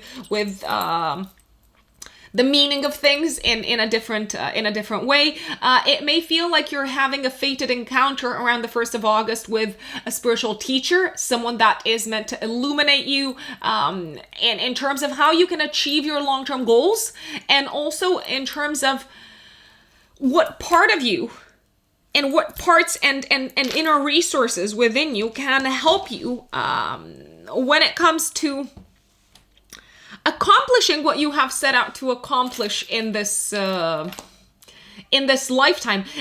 It may feel like you're also having an epiphany in terms of how you can overcome crises and challenges and periods of transition in your life around this time. Fated trips, fated travels, fated encounters with teachers, with mentors around this time contribute to you changing your perspective and your filter through which you see reality, Virgo. And you're changing it by the looks of it in a manner that makes you feel more empowered. So I'm liking it. On the 4th of August until the 26th, Mercury moves into your 1st house. So you're feeling even more, let's say, eloquent. It may feel like you're finding the right words at the right time. It may feel like you're mentally super active and there's a lot of clarity in terms of how to make sense of reality, in terms of how you piece information together, in terms of learning new things, in terms of verbalizing things, my dear Virgos. On the 7th of August, Venus in your 11th house is harmoniously aspecting Neptune and Pisces in the 7th house. This is a great day for a romantic time spent with your partner and maybe also with your friends, having a good time with a partner and with your friends out into the world. You may feel very much in love. If you're single, then you can potentially meet a romantic partner through your friends or whilst you're out surrounded by like-minded individuals. It is a bit of a frustrating day, however, when it comes to getting a job done at work. You may feel like things are just not clicking, potentially because you're working with someone who is in some shape or form foreign, or who has a different worldview, or has kind of like a different cultural background. If you're trying to travel around the 7th of August, Virgos, especially the 7th, doesn't necessarily look like smooth sailing. So just putting it out there, arm yourselves with patience. On the 11th of August until the 5th of September, Venus moves into Leo in your 12th house. Venus is the ruler of your 9th house and of your 2nd house. So it may feel, especially if you're traveling, especially if you're abroad, it may feel like you are enjoying some well-deserved time off. You're escaping from the mundane, you're spending money, but you feel good because it's very relaxing, it's very soothing, it's fun, it's easier for you to disconnect from the day-to-day. So it's a great time from the 11th of August until the 5th of September to maybe add to your calendar a few days off for vacation, my lovely Virgos. 12th of August, 3 days before, 3 days after, there's a full moon activating your 6th house, 12th house axis, the axis of service and health, in a tense aspect to Uranus and Taurus in the 9th house. If you were planning to travel for work-related purposes, this might get delayed or postponed. If you were hoping to maybe bring to a successful completion a work-related project, you're probably going to bring it to a completion. You're probably going to bring it to an end around the 12th of August, but it may not be exactly the end that you thought it would be. It may feel like a bit of a compromise. This could be a time when you decide to leave a job just because you are no longer aligned with the mentality of the company that you're working for. This could also be a time when all of a sudden a team member that you relied on announces that they are leaving. It could be a time of a health-related issue or crisis, but if you do encounter anything of a health-related nature around this time, my dear Virgos, it does seem to have a lot to do with the mental pressure that you put on yourself. So I would kind of like take some of that pressure off of you and give yourself time to rest. It is a time to rest, literally. So if you are feeling down in the dumps, if you are feeling not so great, even physically, this is your cue to slow down and to take some days off. On the 16th of August, Mercury in your 1st house is trining Uranus and Taurus in the 9th house. You may feel like this is a time when this is a day in particular, when you have an aha moment as to what really works for you physically in terms of taking care of your body and treating your body right. It could also be a day of creative inspiration and a day of like finding innovative solutions to problems. And it's like, wow, like I'm so mentally on fire on this day. If you are traveling, there's a sense of like an unexpected surprise whilst traveling, but not in a bad way. It feels like a pleasant, a fulfilling surprise. It could also feel like something clicks into your mind in terms of intellectual knowledge around this time. 18th of August, also the day before the day after, one of the luckiest days of the month and maybe even of the year. Venus in your 12th house is trying trining Jupiter and Aries in the 8th house. An unexpected sum of money making its way to you, a gift, an unexpected return on investment. If not for you, then maybe for a partner. Maybe great news, unexpected news connected with mortgage, inheritance, like I said, investments potentially. Also, a feeling of a breakthrough and of a new beginning and of finding something that really works for you in intimacy with a partner on this day. It's like the relationship is on fire again, or is finally on fire. If you're not with someone long-term, Virgos, then you could have like a very steamy encounter around this time. I would recommend taking advantage of it and having fun and not being too serious about it. Not because it can't work out long-term, but just because it's meant to be bold and daring and risky and playful and entertaining. On the 20th of August until the 25th of March, Mars moves into Gemini in your 10th house, my dear Virgos. For 6 months, you're going to put a lot of energy and effort into moving forward in a new direction with your professional path, and maybe kicking off something new professionally. It may feel like you have to assert yourself more in a professional environment throughout this period. It may feel like you have to communicate in a more kind of like direct, and I don't want to say aggressive manner, but definitely in a more assertive manner. On the 21st of August, Mercury in your first house is opposing Neptune and Pisces in the 7th, so a day of potential like miscommunication with partners and a feeling misunderstood a little bit by a partner, but it's probably not you. It may not necessarily have something to do with you. It may just be more something that's happening with them. A partner might be feeling a little bit like low emotionally. They might have the blues. And on the 27th of August, 3 days before, 3 days after, there's a new moon in your first house. So a new beginning on a personal level, squaring Mars in Gemini in your 10th house. It feels like you have to embark upon a new beginning in terms of speaking more bluntly, candidly, and directly career-wise, and impose your will career-wise. Mercury in your 2nd house is trining Mars in Gemini in the 10th house. Mercury in Libra. Let's put it this way. You don't have to be so critical of yourself in terms of thinking that you don't know what you're saying, or that you don't have the, the intellectual, like, knowledge or the skill set to impose your willpower career-wise.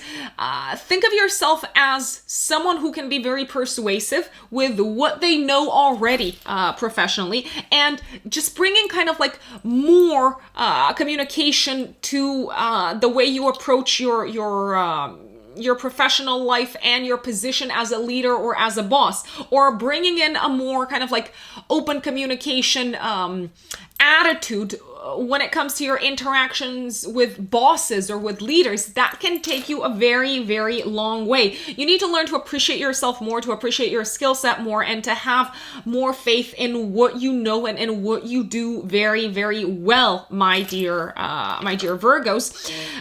You may also feel like you have more responsibility in terms of dealing with other people's money career-wise. As of the 27th of August moving forward, it may feel like you also need to learn how to better communicate about financial issues in a career environment, just because more eyes are on you with that Mars in the 10th house, and you have an agenda that you need to keep at the top of your mind. So it's imperative that you speak directly, that you get your message across, and that you also use the right language, my dear Virgos. My dear Libras, Libra suns and Libra risings, what does August have in store for you? Well, a lot. It does have a lot that it's probably going to bring to your doorstep, and one of the most eventful periods of the month is right at the beginning of August. What's happening? On the 1st of August, we have Mars, Uranus, and the North Node forming a conjunction in your 8th house. You're probably going to feel the effects of this conjunction also the day before and the day after, the 1st of August. And in particular, you're likely to feel this, especially if you have natal planetary placements, so in your birth chart, around 18 degrees of fixed signs. The fixed signs are Leo and Aquarius, Taurus and Scorpio. So this conjunction is happening in your 8th house. Venus, at the time in your 10th house of career, will form a sextile to this conjunction, and the moon in Virgo in your 12th house will form a trine to this conjunction. Sudden, unexpected, disruptive, potentially life-altering events are likely to take place when it comes to assets that you share with someone else. When it comes to, for instance, a property that you have together, that you own together with a partner. There could be life-altering events that occur connected with inheritance, connected with loans, connected with debts, connected with insurance money, connected with investments. So there could be a tremendous shakeup in this sector of your life. There could also be a tremendously disruptive event that takes place that you hear of, connected with your partner's finances, especially if you are in a relationship. Now, it could also be connected with a business partner's finances. You could have also a major breakthrough, a big aha moment on a psychological level, connected with your partner and with the area of relationships in general. You may realize, this is how I'm going to go about asserting myself in relationships moving forward. This is how I'm going to go about asking for what I want in relationships moving forward. You may also want to break free around this time. You may feel compelled to break free from a partnership that has turned codependent in some form or another. This could also be a time when you attract in your life some sort of maybe fated encounter with someone that is likely to play an important role moving forward when it comes to your financial sector, when it comes to your general financial security, because Mars is also the ruler of your 2nd house. Now, this is also a time when you can attract in your life funds from someone else that will help you move forward in your career, that will help you go in the direction of your dreams career-wise. On the 4th of August, Mercury moves into Virgo in your 12th house until the 26th of August. Mercury and Virgo in your 12th house will probably make you feel like you've got a lot of work to do behind the scenes. You're probably going to be thinking a lot about what maybe duties and responsibilities you've kind of like shoved to the side, or maybe the parts of your life that need to be cleaned up, and you may actively get the ball rolling, as they say, set the ball in motion in terms of cleaning up the debris of your life. On the 7th of August, Venus, your chart ruler, is going to harmoniously aspect from your 10th house of career, Neptune and Pisces in the 6th house. This is a day of your ideas being appreciated professionally, of you shining professionally, of you feeling very inspired professionally, of you feeling admired maybe in a public setup. So if you're attending some sort of event, if you are in the spotlight career-wise because you need to present something, you may feel, again, like people really want more of what you have to offer to them. You may also feel literally very loved in the workplace. Now, I realize that obviously the workplace isn't necessarily the place where we go to for love, but you may feel like you're part of a big family at work in some form or another, I would say. You're very inspired. The team that you're working with seems to be very inspired as well around the 7th of August. I'm liking it career-wise. There could be some frustration, however, on the same day on the 7th of August, connected with maybe a passion project or a romantic relationship that you feel like is a little bit stuck. It's not moving in the direction that you would like it to move. On the 11th of August until the 5th of September, Venus enters your 11th house in the sign of Leo.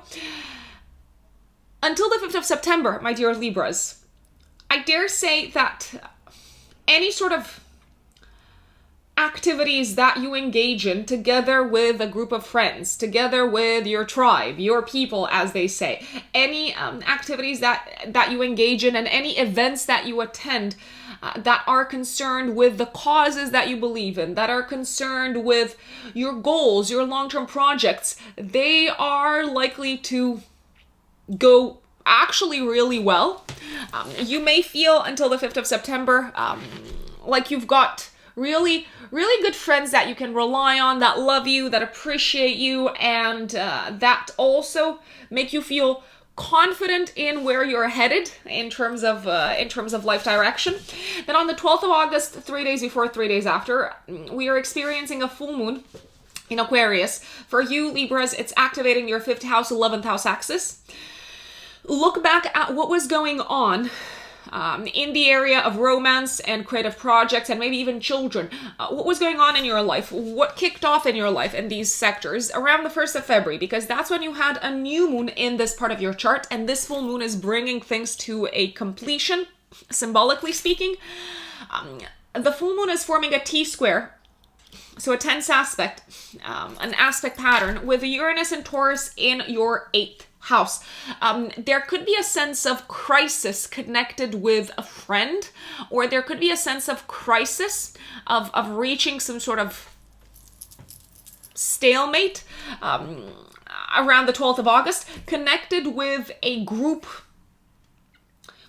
creative endeavor that you are a part of. It may feel like a collaboration with a group of people is coming to an end, to an abrupt end, and it's probably, or potentially, of course, because astrology does not predict exact material manifestation, it's probably connected, however, to money, to financial matters, and maybe to differing views connected with finances. This could also be a time, my dear Libras, when you have to pay like a debt or a credit card or something along those lines. Maybe you're paying off something that has to do with fun activities, with entertaining activities. It's like the tax man is here to collect, or it's time to finally pay off that credit card, I don't know, for that loan that you took to go on holiday, to go on vacation, something along those lines. It may also feel like maybe you need to cut short a project that you were heavily invested in, especially emotionally, because of financial matters, because of financial obligations that require you to kind of like channel your money someplace else. On the 16th of August, Mercury in your 12th house is trining Uranus and Taurus in the 8th house. This feels like a day of you having a bit of a breakthrough on a psychological level, maybe connected with taboo topics in your life, or parts of your psyche that you did not necessarily fully integrate or embrace or fully accept within yourself. It's almost like you have a light bulb moment about the parts of yourself that you were very judgmental towards, and you're like, oh, now I know what to do with these, or now I accept these, or now I'm looking at them from a different standpoint. 18th of August, one of my favorite days of the month and of the year. Venus in your 11th house is trining Jupiter in Aries in the 7th house, Libras. A fantastic day of great news, connected with partnerships, connected with relationships, connected with your romantic life. If you're single, then friends could introduce you to someone. If you're already in a relationship, then you may have some sort of important announcement to make to your circle of friends, connected with the area of committed partnerships. You may also find an important business partner in a group type of setup around this time. someone who can really help you move forward with your work-related plans. It's also a very fun and enjoyable time together with friends, my dear Libras. On the 20th of August, Mars moves into Gemini in your 9th house until the 25th of March. So that's a long time. Mars generally spends 6 weeks in a sign. Now it's going to spend almost, I think, 6 months off the top of my head.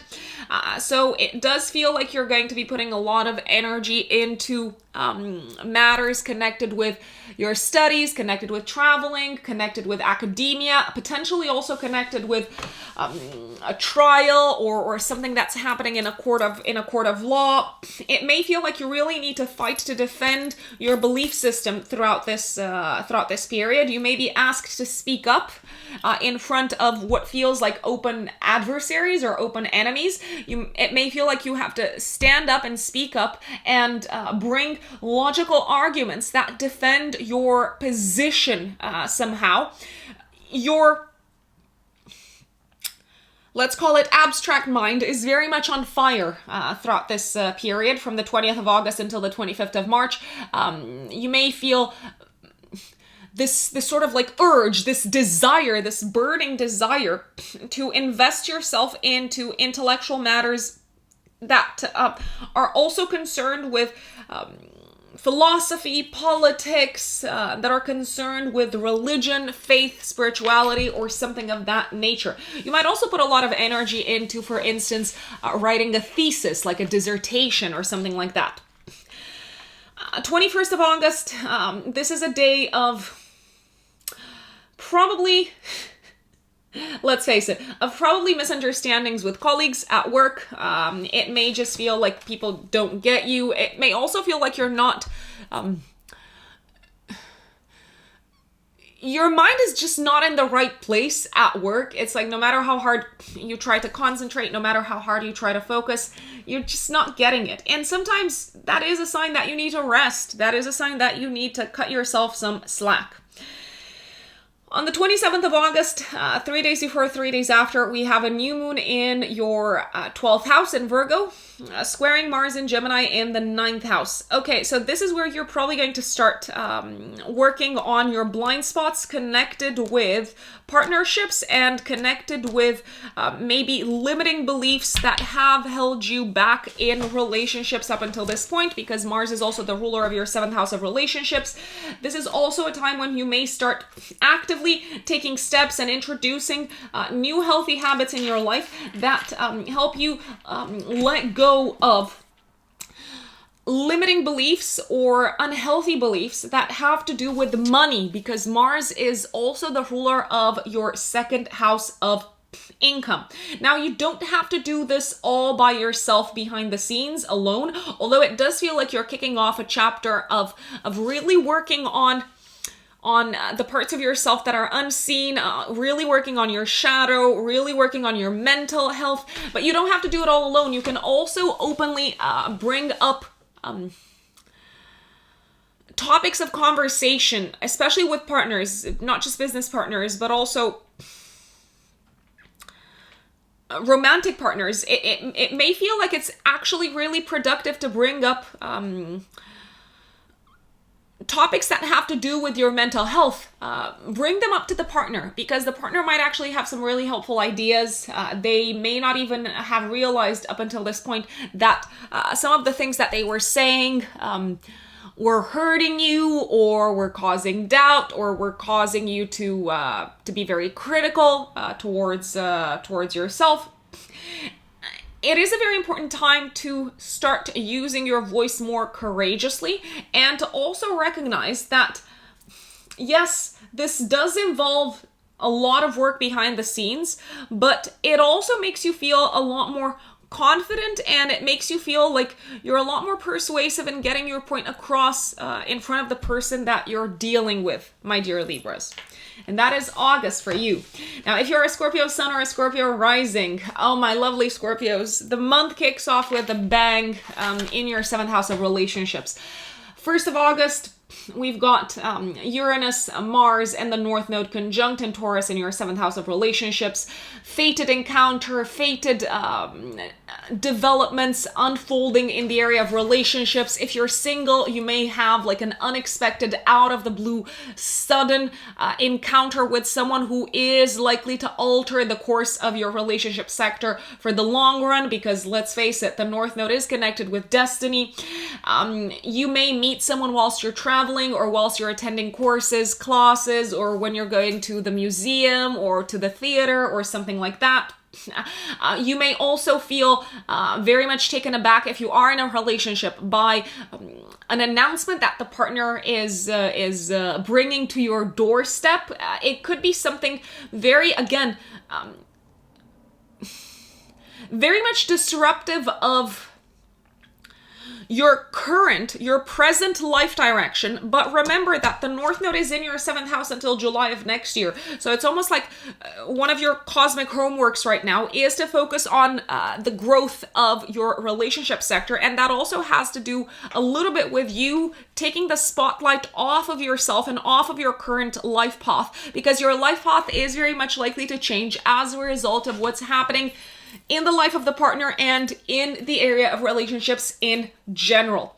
I'm excited because you may have the opportunity to travel with a partner around this time, especially if you are in a relationship. You may have the opportunity to find more meaning in relationships through whatever event is coming up to your doorstep around this time. You're likely to feel this event, this celestial event, the most, especially if you have planets around 18 degrees of fixed signs. So 18 degrees of Scorpio, Taurus, Aquarius, and Leo, or if you have your ascendant or your midheaven around 18 degrees of fixed signs.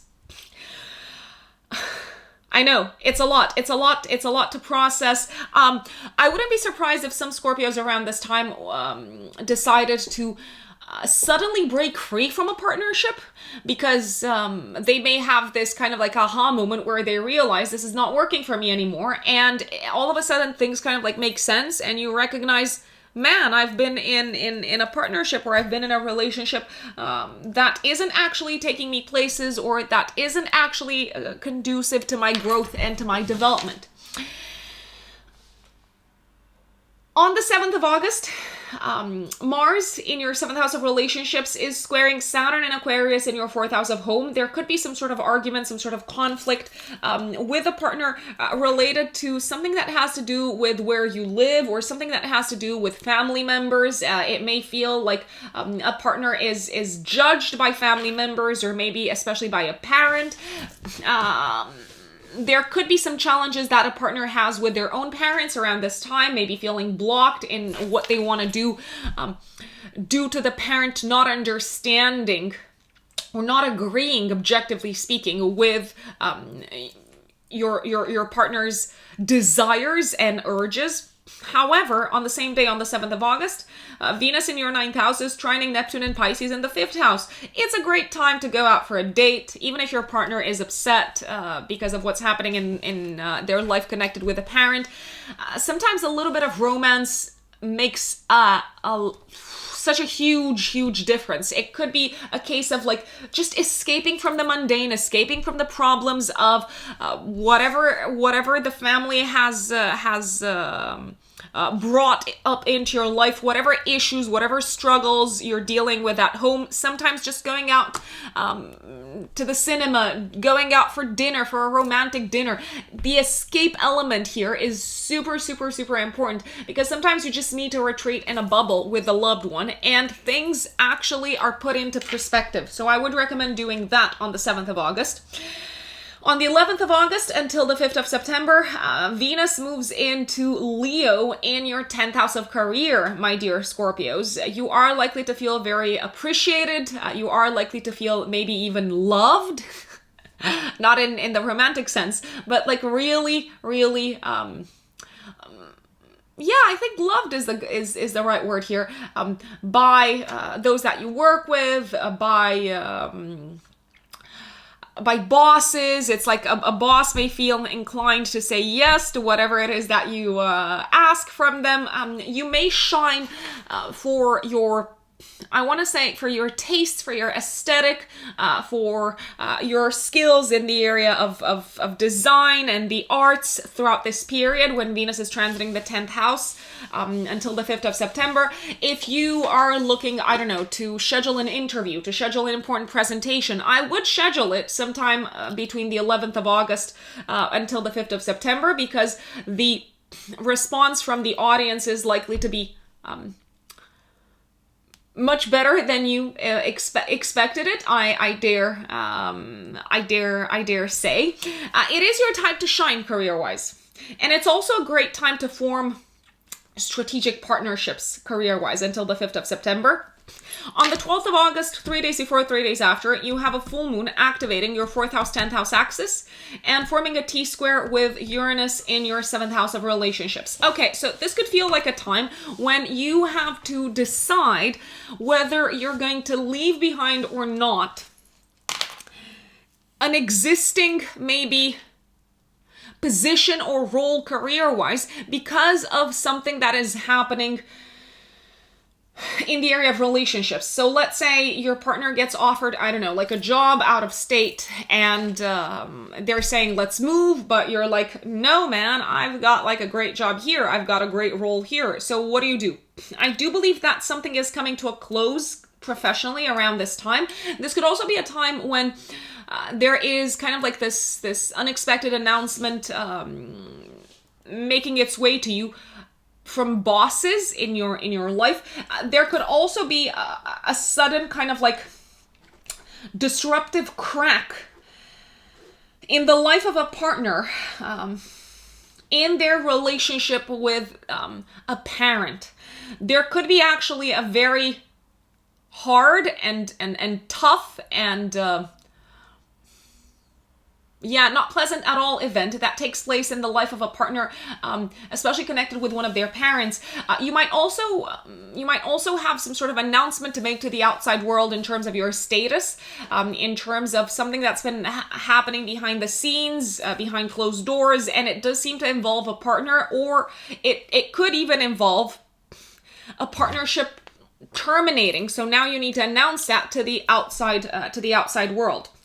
On the 16th of August, Mercury in the 11th house is trining Uranus and Taurus in the 7th house of relationships. Let's put it this way, whatever's happening partnership-wise around the 12th of August, there's already plenty to look forward to in the area of relationships. So it's almost like there is a new path for you to move forward towards. There's this sense of like good news coming up when it comes to your partner, when it comes to your relationships. There's this sense of like freedom and liberation that you're experiencing around the 16th of August when it comes to your relationship sector. And there could also be this feeling of, now I am in alignment and in agreement with the partner about what we want the future to look like. 18th of August, maybe even the day before and the day after, one of the most auspicious days of the month and of the year, actually. Venus in Leo in your 10th house of career is trining Jupiter and Aries in the 6th house of day-to-day work. A fantastic opportunity, work-wise, making its way to you. A great victory, success, work-wise. You feeling like you have accomplished something. You feeling like you're in a process of expansion career-wise. I'm loving it. Schedule interviews around this time. Schedule launches. Schedule public presentations. I'm absolutely loving this. 20th of August, Mars moves into Gemini until the 25th of March in your 8th house. So it may feel like you have to put a lot of energy. You have to do a lot of fighting. You have to do a lot of asserting yourself when it comes to reaching some sort of agreement in the area of shared finances. You may also feel like you have to throw some punches, well, symbolically speaking, metaphorical punches, in order to get what is rightfully yours from someone else. I dare I dare say.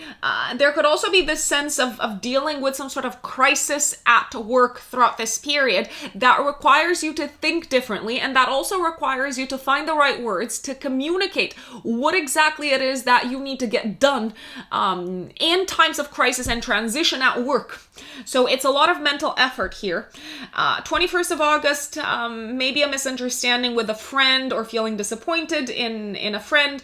22nd of August, it may feel like some sort of group effort is working out very, very well, very, very nicely. It's kind of like giving birth to like a productive outcome. You may also be inspired by conversations with friends in terms of some of the work that you need to get done on this day. 27th of August, 3 days before, 3 days after, the new moon in your 11th house in Virgo is squaring Mars and Gemini in the 8th house. And Mercury is in your 12th house, trining Mars and Gemini in the 8th house. Okay, so it feels like the 27th of August brings a new beginning in your life in terms of a new group project, probably work related, that requires you to talk to some people in a manner that is objective, clear, concise, to the point, but also in a manner that maybe you're not necessarily very comfortable kind of like tapping into. You may not necessarily enjoy speaking to these people in this format. This could also be a time when you set a new goal for yourself to overcome something, to overcome an obstacle, to overcome a fear, something of a psychological nature, and especially some sort of fear connected with how you express what is important to you in intimate, close, tight-knit relationships with others. There could be some sort of new beginning also in terms of the groups of people that you're a part of. You may feel like you're now part of a group of people that is actually triggering you a little bit, but a lot of diplomacy goes a long way, and a lot of you looking at the shadow of these people that you're dealing with and also cutting them a little bit of slack is likely to work very much in your favor, my dear Scorpios. My dear Sagittarius suns and Sagittarius risings. August kicks off with a big bang. I know, pun intended. On the 1st of August, in your 6th house of day-to-day work, health, and daily habits. On the 1st of August, also the day before and the day after, especially if you have personal planets in your natal chart or angles such as the ascendant or the midheaven around 18 degrees of fixed signs, so Taurus, Scorpio, Aquarius, Leo, you are likely to feel this celestial event the most. So Mars, Uranus, and the North Node will be conjunct in Taurus in your 6th house. An unexpected, sudden, disruptive, out of the blue event is likely to occur in your workplace. There could be a sudden kind of like announcement that lands in your inbox. There could be this sudden announcement of a key team member leaving. There could be this sudden announcement that your day-to-day work will no longer look the same, that it's going to look very, very different. Mars, for you, Sagittarius, is the ruler of your 5th house and of your 12th house. To be fair, it may feel like you're encountering one of your fears at work around this time, and one of your blind spots. This could also be a time when you have an aha moment, a feeling of awakening, connected with your daily habits, and you realize how you have been sabotaging your health by engaging in something day in and day out. So you may feel all of a sudden this kind of like a rush, this urge to change what your day-to-day looks like. What I like is that Venus at the time is going to harmoniously aspect Mars, the North Node, and Uranus in your 6th house. It may feel like through the support of someone in your life, a very kind of like close partner or a therapist or a consultant. It may feel like you're having a bit of a breakthrough in changing and shifting what your day-to-day life looks like. It may feel like you have a breakthrough in terms of being ready to let go of a stressor, a major stressor in your day-to-day life. Maybe even feeling ready to give up on a habit such as smoking, for instance. Something very unhealthy, something that's been affecting both your physical health and your mental health. There could also be sudden news around, for whatever reason, your job being terminated. But if it is, I really, really want to say the following. Don't despair and don't fret. I mean, obviously, you're a Sagittarius. You're not going to despair. But don't despair, because this is literally opening you up to something much better work-wise, to a new opportunity that maybe otherwise you wouldn't see or you wouldn't pay attention to. 4th of August until the 26th, Mercury moves into Virgo in your 10th house of career. So your mind is very much focused on where your professional path is headed. Your mind is very much focused on where you want to go next career-wise. You are very coherent. You find the right words at the right time in a professional setup. You feel very eloquent, I dare say, and you may also feel like this is a time for you to really present and really speak about your craft career-wise. On the 7th of August, Venus in your 8th house is trining Neptune and Pisces in the 4th house. A really romantic day spent under the covers with a partner. Also a time to maybe treat family members to something nice, treat them to some gifts, to really have like a chill, relaxing dinner with family members. It can also be a time of you forgiving a family member. At work, this is a stressful day, Sagittarius, the 7th of August. There is some sort of blockage related to miscommunication, most likely happening at work. 11th of August until the 5th of September, Venus moves into Leo in your 9th house of traveling and foreign lands and foreign countries. So you may feel like, especially if you do travel, you may feel like it's a very enjoyable experience. You may feel much more hopeful and much more optimistic when it comes to your connection with the divine and when it comes to finding the meaning and the sense of why you're here and where your life is supposed to be headed. You may also start seeing the big picture a lot more, connected with your day-to-day work, and also see the meaning behind why you used to engage in certain habits up until this point in your life. Traveling very nicely aspected, especially long distance travel. Also, if you plan to run marketing campaigns or if you plan to apply for visa sponsorships, to apply for citizenship or something of that nature, Venus is on your side from the 11th of August until the 5th of September. 12th of August, full moon, one of the most challenging times of the month. Also 3 days before, 3 days after, there's a full moon when the moon is conjunct Saturn in Aquarius in your 3rd house.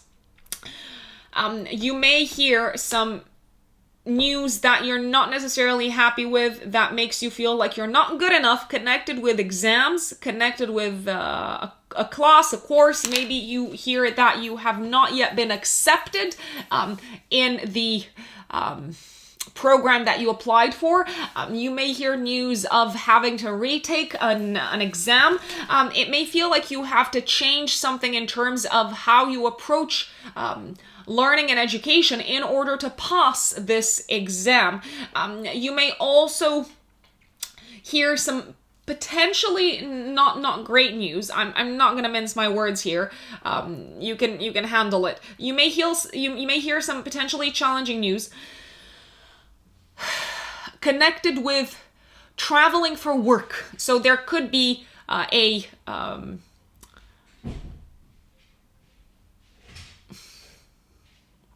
sudden event that keeps you where you are and that prevents you from traveling for for work, I dare say. You may also feel like you are at this sort of like you've reached this gridlock point work-wise due to some communicational issues. So something needs to change, something needs to be altered here in terms of how you speak with colleagues, how you express yourself, how you communicate on a day-to-day basis at work, because it no longer seems to be working. You may also hear that you have something very important that you need to learn moving forward in order to do your job. 16th of August, Mercury in your 10th house of career is harmoniously aspecting Uranus and Taurus in the 6th house. So you know how I told you that there was this sense of reaching a gridlock at the full moon. Now it's like you know what to say, how to say it, and it feels like you've got this innovative, original, progressive idea as to how you can do your job moving forward and how you can talk about what's important to you at work moving forward. And a day of an innovative solution. That's how I see the 16th of August, especially in a professional environment. 18th of August, maybe also the day before and the day after. I'm loving it. Probably one of the luckiest days of the month and maybe even of the year. Venus in your 9th house is trining Jupiter in Aries in the 5th house. You may feel like you have found around this time a teacher that will help you grow on a personal level. This is also a time to really have fun out into the world, to have fun and to have a great time whilst traveling. If you're traveling for pleasure, this is probably going to be incredibly enjoyable. So do travel for fun, do go out to parties. In a fun kind of like environment, you may have some important epiphanies about yourself and about what brings you joy and about what you like, Sagittarius, at this point in time. Let's see what else is happening in August. 20th of August until the 25th of March, Mars moves into Gemini in your 7th house of relationships. Mars generally spends 6 weeks, approximately 6 weeks in a sign. Now it's going to spend, 6 months in your 7th house of relationships. Mars rules your 5th house and your 12th house. It may feel like from the 20th of August until the 25th of March, it may feel like your partner is a lot more impatient than usual. It may feel like there's all sorts of like conflicts popping up that need to be addressed, that need to be discussed. You may feel like your partner is taking stabs at you. Now, my recommendation is to not take it necessarily personally and ask yourself, has my partner been repressing some of their feelings for way too long, or some of their true thoughts and opinions?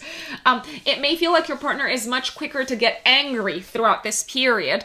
It may also feel like people in general that you interact with have much harsher words for you throughout this period. Now, again, remember that how people talk to you is not about you, it's about them. It's about who they are on the inside. So I would really listen and I would really ask questions, and also keep in mind that people are likely to be a little bit more impatient than normal with you throughout this period.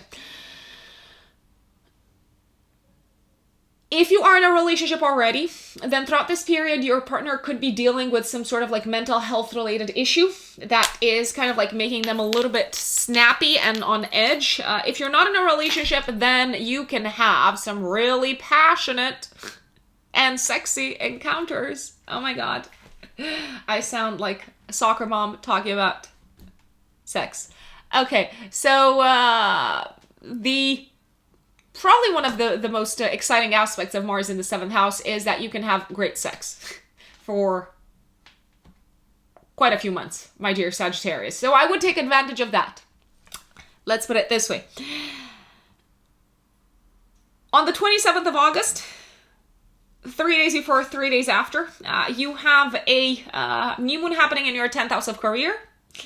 So new beginning career-wise, probably new role, new position potentially, maybe also a feeling of starting fresh in a new industry, potentially also of having more prestige, of having more exposure professionally.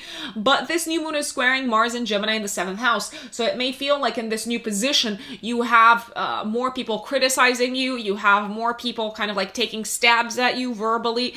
Maybe it feels like you have more people kind of like almost impatient to see you I don't want to say to see you fail, but to see you make a mistake so that they can jump at your throat. However, Mercury in Libra in your 11th house at the time is trining Mars in Gemini in the 7th house. So if you're starting a new job, a new role, a new position, if something is changing for you in terms of status, I would prioritize making friends and talking to people in a diplomatic manner, even when they are angry and frustrated and impatient with you, because that's very much how you can win them over. That's how you can bring them to your side, I dare say. Also, I wanted to put on your radar the 21st of August. This is a day of misunderstandings at work and also feeling disappointed in a boss and potentially also feeling disappointed in maybe a parent, I dare say, potentially because they don't understand where you're headed career-wise. Now, if you are a Capricorn sun or a Capricorn rising, my dear Capricorns, okay, so I've got a lot to share. 1st of August, day before, day after also. Mars, Uranus, and the North Node are conjunct in Taurus in your 5th house. I have to say it. I literally have to say it. I know people are going to roll their eyes in very Capricorn fashion, but some Capricorns may hear of unexpected pregnancies. I mean, it could be pregnancies in which you're one of the parents. It could also be unexpected pregnancies in your life via important people in your life, I dare say, especially in the life of family members, because Mars is the ruler of your 4th house of home and family. There could also be this feeling of you having an aha moment when it comes to your passions and hobbies, when it comes to what you truly want to push for, to strive for, so that you can have more excitement, more enjoyment, and more fun in your life. You may discover a new hobby. You may discover a new creative talent. You may also liberate yourself, free yourself of an old idea connected with the topic of children in general. So you might decide, for instance, if you don't have kids yet, you might decide, you know what, I'm not going to focus on having kids for now. I'm just going to focus on me and enjoying life and having fun and treating myself and taking care of myself. If you weren't sure, for instance, that you want to have kids, then this could be a time when all of a sudden you decide, man, I really want kids and I want to have them now. And there's kind of like this radical shift of perspective that is going on. There could be, especially if you're single, a sudden development happening in your romantic life. So you could have like a feeling of this fated event taking place in your romantic life, and you're probably going to feel excited about it and happy about it. Because Venus, the dispositor of Mars, Uranus, and the North Node in Taurus, is going to form a sextile to all three from your 7th house of partnerships. 4th of August until the 26th, Mercury moves into Virgo in your 9th house. So your logical mind, your rational mind is very much going to be on matters connected with academia, long distance travel, higher education, maybe legal matters. It may feel, if you've got any sort of like work of an intellectual nature that needs to be done, that involves foreign lands, foreign countries, foreign affairs, that involves maybe a court of law, that involves dealing with state institutions. It's almost like your mind is like super clear on what you need to do, on the next steps, on who to talk to. So there's this kind of like sense of clarity and you being super productive in this space. 7th of August, Mars in your 5th house is squaring Saturn and Aquarius in the 2nd house. So it may feel like you got to tone down what you enjoy doing because you're spending too much money, and this could cause frustration. So it ain't pleasant. On the other hand, it is a great day for a romantic date. It is a great day to have very stimulating conversations with a partner. It is a great day to kind of like escape from the mundane with a partner and kind of like lose yourselves in enjoyable, like I said, conversations, romantic dinner, maybe also I don't know, like getting involved in something of a spiritual nature together, such as meditating together, or maybe just kind of like going to the spa together, literally. So not everything that is enjoyable needs to involve money, and especially not on this day. 11th of August until the 5th of September, Venus enters Leo in your 8th house. Throughout this period, it may feel like people are much more keen to give you gifts, are much more keen to share what they have with you. Venus is the ruler of, let's see, your 5th house and of your 10th house. It may also feel like you attract opportunities for investment in your life. You could get a bonus from your work throughout this period, or some sort of commission. This transit also makes sex very enjoyable because the 8th house is also the house of sex. Now, if you ask traditional astrologers, it's actually the 5th house, but hey, I believe it's the 8th house, but that's just me. It may also feel a lot less scary to deal with taboo topics and to deal with crises in your life and to deal with whatever is going through a phase of transition throughout this period, my dear Capricorns. And it may also feel like you attract the right support in your life in this space. 12th of August, 3 days before, 3 days after. This is challenging. Okay, so we've got a challenging full moon. I'm not going to mince my words. This is probably the most challenging aspect of the month, the most challenging kind of like few days of the month.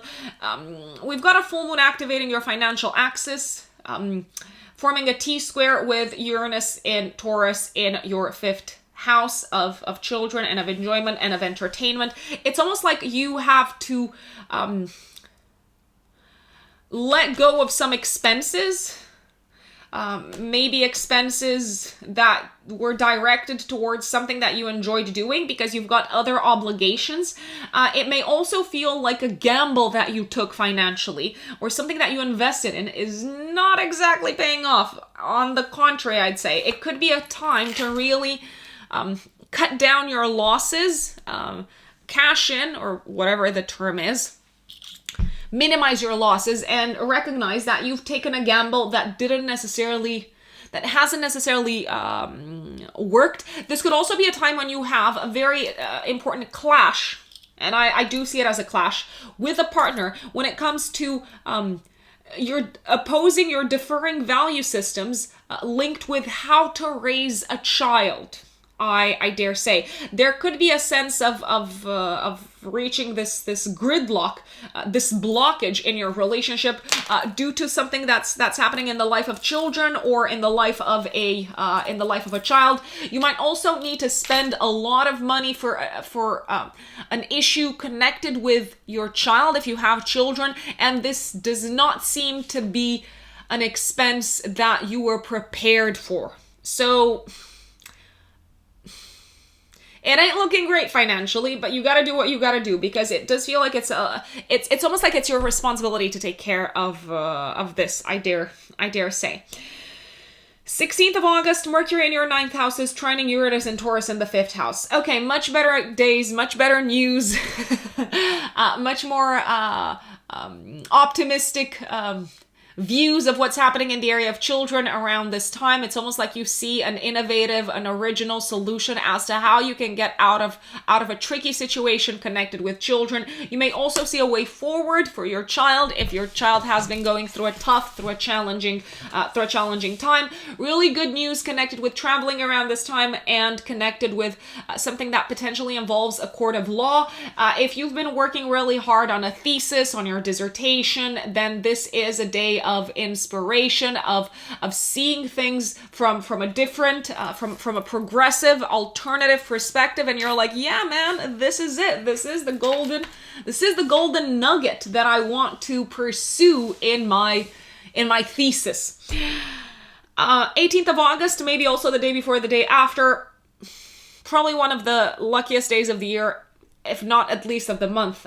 Venus in your 8th house is trining Jupiter and Aries in the 4th house. You could receive some sort of lump sum of money or a gift from the family, or your partner could receive a lump sum of money or a gift from the family.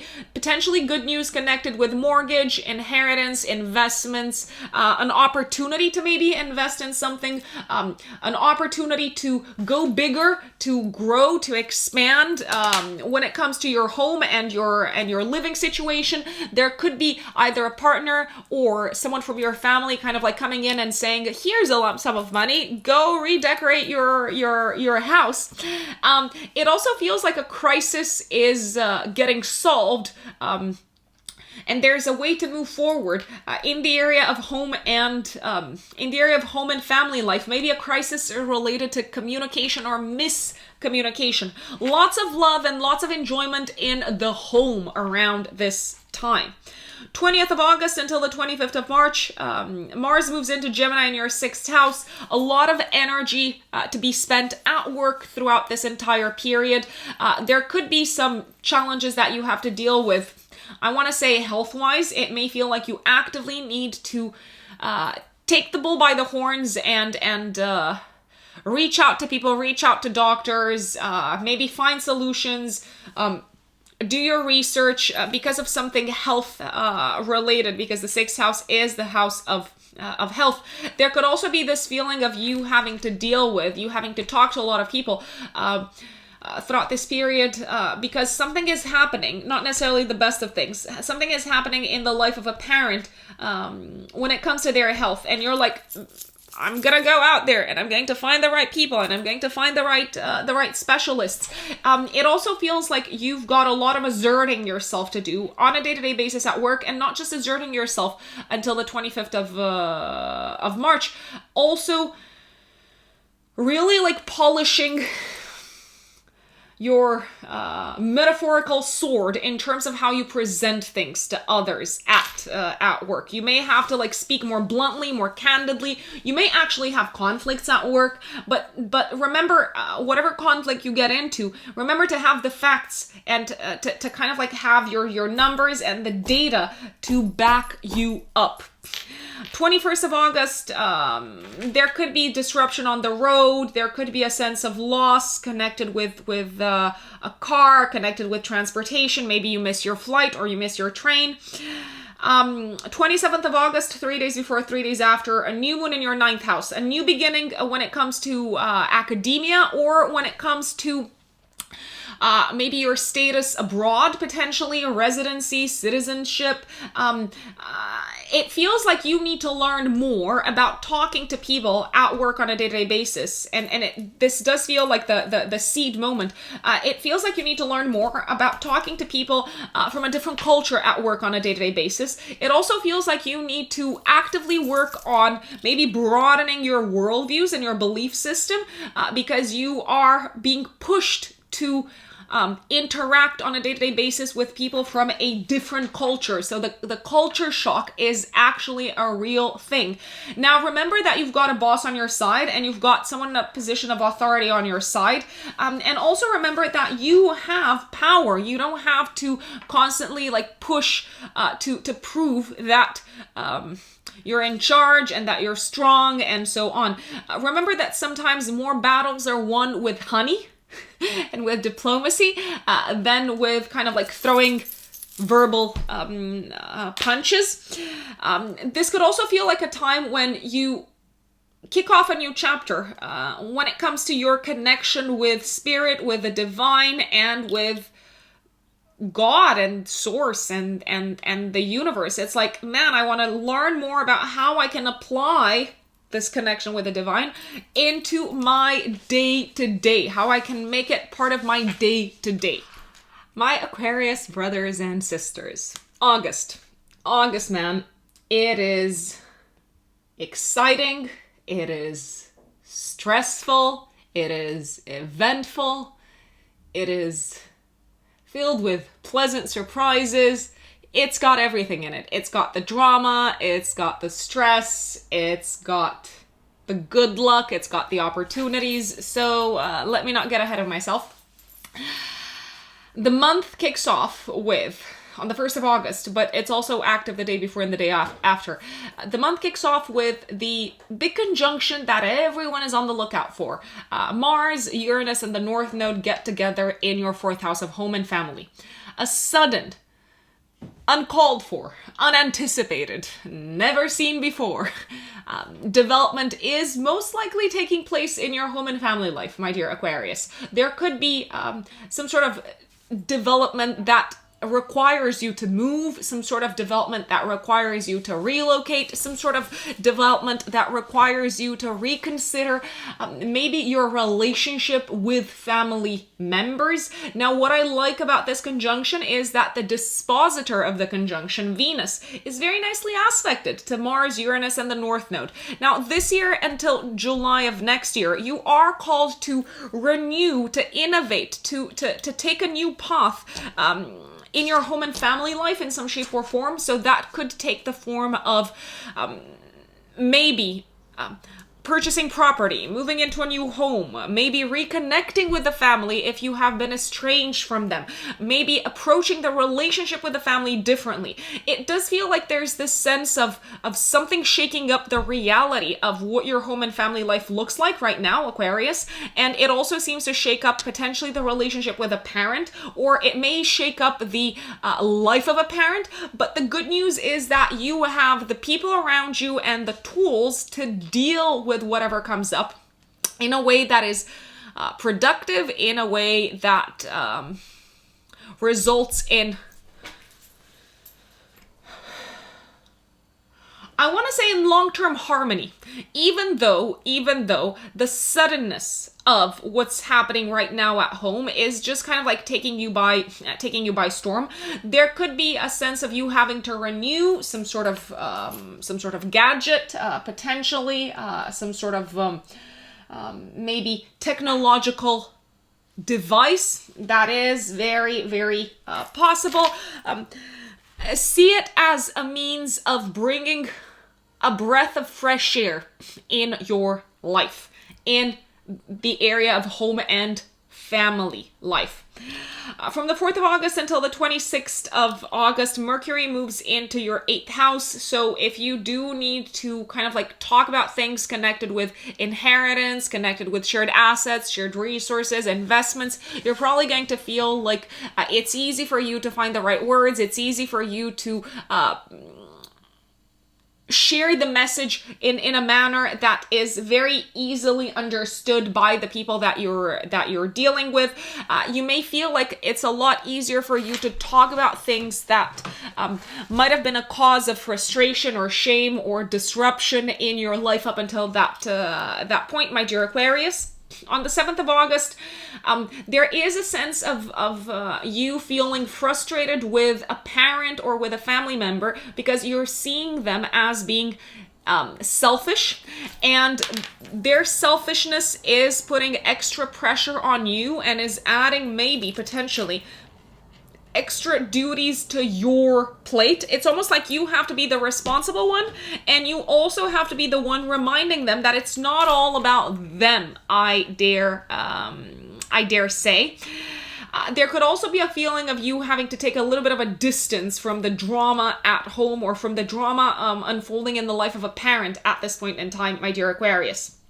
Also on the 7th of August, good news making its way to you when it comes to money, when it comes to getting paid, when it comes to attracting maybe a financial opportunity in your life, or attracting some sort of lucrative deal in your life work-wise. So it's a mixed bag kind of day.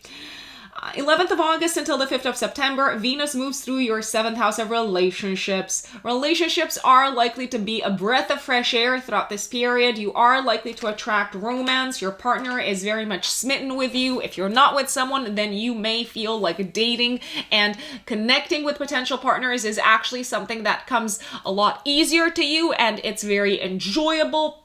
It may also feel like your partner, if you are in a relationship, is a lot more compliant throughout this period and much more inclined to kind of like say yes to whatever it is that you are asking from them. Venus for you, Aquarius, is also the ruler Let's see. Of your 9th house, traveling with a partner between the 11th of August until the 5th of September is likely to be an enjoyable experience. Now, on the 12th of August, 3 days before, 3 days after, you have a full moon in your first house. It does feel like you need to release some sort of blockage, a blockage connected in some shape or form with the area of relationships, and a blockage that is maybe keeping you, that is preventing you from making a compromise in the area of relationships. When it comes to your living situation, when it comes to a family-related matter, when it comes to a matter connected with your private life, when it comes to a matter that involves your parents or maybe your partner's parents. This could also be a time when it feels like you have to make a very difficult decision, a very challenging decision that causes turmoil and disruption in your home life. But if you don't make this decision, then your partnership sector is likely to suffer. It may also feel like something is taking shape in your relationship sector that a parent isn't necessarily approving of, or your family isn't necessarily very thrilled with. A relationship is coming to this sort of like boiling point. It's reaching a culminating moment. It's reaching its peak somehow, and it's a make it or break it moment for relationships. Some Aquarians, especially Aquarius risings, might decide that they no longer want to have a certain person in their life. Some Aquarians may realize actually that they've built up a very strong defense wall that is preventing them from enjoying the partnership sector in the manner that they could enjoy it. I dare say.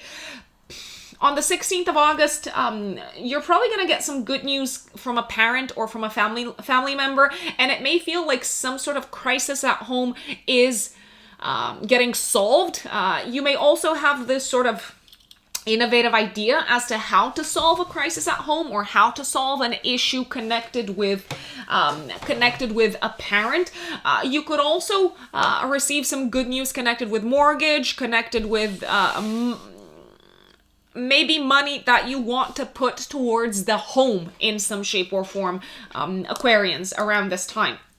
18th of August, also the day before and the day after, probably one of the most auspicious days of the month, the most auspicious maybe periods even of this quarter or of this year. Venus in your 7th house is trining Jupiter in Aries in the 3rd house. It feels like you're on the same page with the partner once again. You have found a way to get along. You have found a way to move forward with a romantic relationship. If you're not in a romantic relationship, then you can meet someone, and it can be in a very casual and mundane environment, in an environment where you wouldn't necessarily expect to meet a romantic partner. You may have some very stimulating conversations romantically, and also feel like it's a lot of fun to be around a certain person in your life. This could also be a day for a very lucrative deal, where you sell something or you purchase something, where you find the right client, where it just feels like things are falling into place in terms of a sale or a purchase in a much better way than you envisaged, my lovely Aquarius. Let's see what else is happening in August. 20th of August until the 25th of March, Mars moves into Gemini in your 5th house. Okay, so throughout this period, and by the way, this is a very long time for Mars to spend in a house, to spend in a sign. Mars generally spends roughly 6 weeks, but it's going to be in Gemini for this long because it is also going to go retrograde here. Mars, for you, Aquarius, is the ruler of your 3rd house and of your 10th house. It feels like you really need to put a lot of energy and effort and really take action in terms of learning something that you are passionate about, and also something that potentially can help you moving forward in your career. You may work individually on some sort of creative project that involves writing connected with your career. You may also feel really inspired to take action in maybe signing up for a course or for a class. It does feel like you want to get this done very quick, but it may not necessarily be the quick and smooth path that you initially experienced, I would say. It also feels like you are taking some sort of mental, intellectual action in terms of developing further your communication skills or your skills when it comes to speaking in public, my dear Aquarius. Mars energizes the affairs of the houses that it goes through. Mars brings enthusiasm, it brings motivation, it brings competition. So you may feel like you really want to compete intellectually, maybe in a public setup, to kind of like prove that you've got the highest amount of knowledge, to prove that you've got the strongest grasp on the facts when it comes to a topic that you are super passionate about. 21st of August, I would really look out for scams of a financial nature. I would pay attention to whatever bills you're paying, whatever receipts you're getting that you need to pay for. There could be a sense of there could be a feeling of being scammed out of your money on this day. So that's why I would maybe check bank accounts, check bank statements, and also check very closely and very carefully what you are paying for at this point in time. 22nd of August, an aha moment, a breakthrough moment from a mental health perspective. It's like you're getting clarity on an issue that was maybe plaguing you from a mental health perspective. And you also feel like the efforts that you've been making in this direction to get rid of this matter are paying off. 27th of August, 3 days before, 3 days after, you've got a new moon in your 8th house, squaring Mars and Gemini in the 5th house. A new beginning in the area of shared finances, shared assets, shared resources, potentially also maybe a new beginning for your partner if you are in a relationship financially. You may need to take a new approach around this time when it comes to how you divide expenses and costs connected with children, if you have children, also together with your partner. If you are in a relationship, it may feel like you need to start talking more openly about what works for you in intimacy. So like literally like take steps, because Virgo is very kind of like hands-on. Take steps to open up and to have the difficult conversations and the more challenging conversations about what works for you in the area of intimacy and maybe what doesn't work. Maybe what needs to be improved. Because let's face it, Virgo is the engineer. Virgo wants to improve things. Now, Mercury, the dispositor of the new moon, is in your 9th house of belief systems, of worldviews, trining Mars and Gemini in the 5th house. It feels like you're being, like you're opening up to maybe a new definition of intimacy, a new definition of romantic love, and you're opening up to trying out different things, to maybe experimenting and to speaking more openly about different things in intimacy, I dare say. It also feels like around this time, around the 27th of August, you are compelled to do something, to start some sort of like work-related process when it comes to a matter that has been maybe causing you a feeling of frustration and anxiety in terms of basically enjoying life and in terms of having fun. So it's like, okay, what is the blocker in terms of me having more fun in my life, in terms of me accessing more of what I enjoy doing in my life, and how can I take it one step at a time and kind of like introduce new habits, do things differently, make different choices day to day, so that the obstacles are slowly but surely removed from my path. That's something to maybe ask yourself. 28th of August, it may feel like a day when your partner wants to have fun, or it may feel like you're encountering people who are very much focused on themselves and on their own kind of like pleasure and their own enjoyment, and you feel a little bit disconnected from these people, and you may feel even a little bit disconnected from your partner. You may feel a little bit left out. You may feel like there's so much pressure on you, and there's a feeling of you having to work really hard on yourself that you can't enjoy life as much as your partner or as much as the people that you bump into on this day. And that is August, my dear Aquarius. Now, if you are a Pisces sun or a Pisces rising, my lovely Pisces, what does August have in store for you? A lot. It's got news in store for you. It's got love. It's got romance. It's got entertainment. It's also got some work in store for you.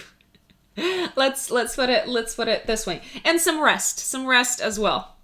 maybe you don't want to rest, but I think you're probably going to have to rest. Now, why do I say you're probably going to have to rest? I'm looking at the most challenging time of the month. Obviously, you know me, Capricorn moon, I gotta start off with the most challenging stuff. And then I save the best for last, like bad news first, good news later. I mean, it doesn't have to be anything bad or very negative. It might just be something that you're not necessarily like super thrilled about. 12th of August, 3 days before, 3 days after, my dear Pisces. You've got a full moon in your 12th house, activating your 12th house, 6th house axis. It feels like this is a time when you're feeling super stressed from a mental health perspective and maybe even from a physical health perspective. And the answer to the stress and the pressure that you're feeling does seem to be letting go, resting, surrendering, and taking some time off. This full moon is forming a T-square with Uranus and Taurus in the 3rd house. So you may recognize that you need to learn to approach differently how you go about your day-to-day work, because otherwise, if you don't approach it differently, you're going to suffer mentally, you're going to suffer health-wise, you might even experience, I think it's called the somatization of stress through the body. So you know when you're blocking emotions or when you're not connecting with what your body is trying to send through to you, the messages that it's trying to send through to you, and then it breaks down and it experiences all sorts of like health related issues because it's trying to draw your attention to some challenges. Now that's what I'm talking about here. It feels like you need to start thinking differently in terms of how you go about your day-to-day work, and also in terms of your habits and in terms of what you put pressure on yourself about. It also feels like this can be a time when someone leaves your workplace very suddenly, very unexpectedly. You may actually want to leave your job yourself, and it may just feel like you've reached this gridlock. It's like, it's me or them. It's my health or my job. There could be a sense of crisis health-wise as well. Now, again, it does seem to be something that requires taking some time off and maybe some rest, and also recognizing that maybe some objectives that you had will just need to be pushed aside because your health is more important and your sanity is more important. If you need to quit a job, I mean, by all means, go ahead and do it, because mentally it does seem to be stressing you out big time, and you just need to like unwind at this point in time, I dare say.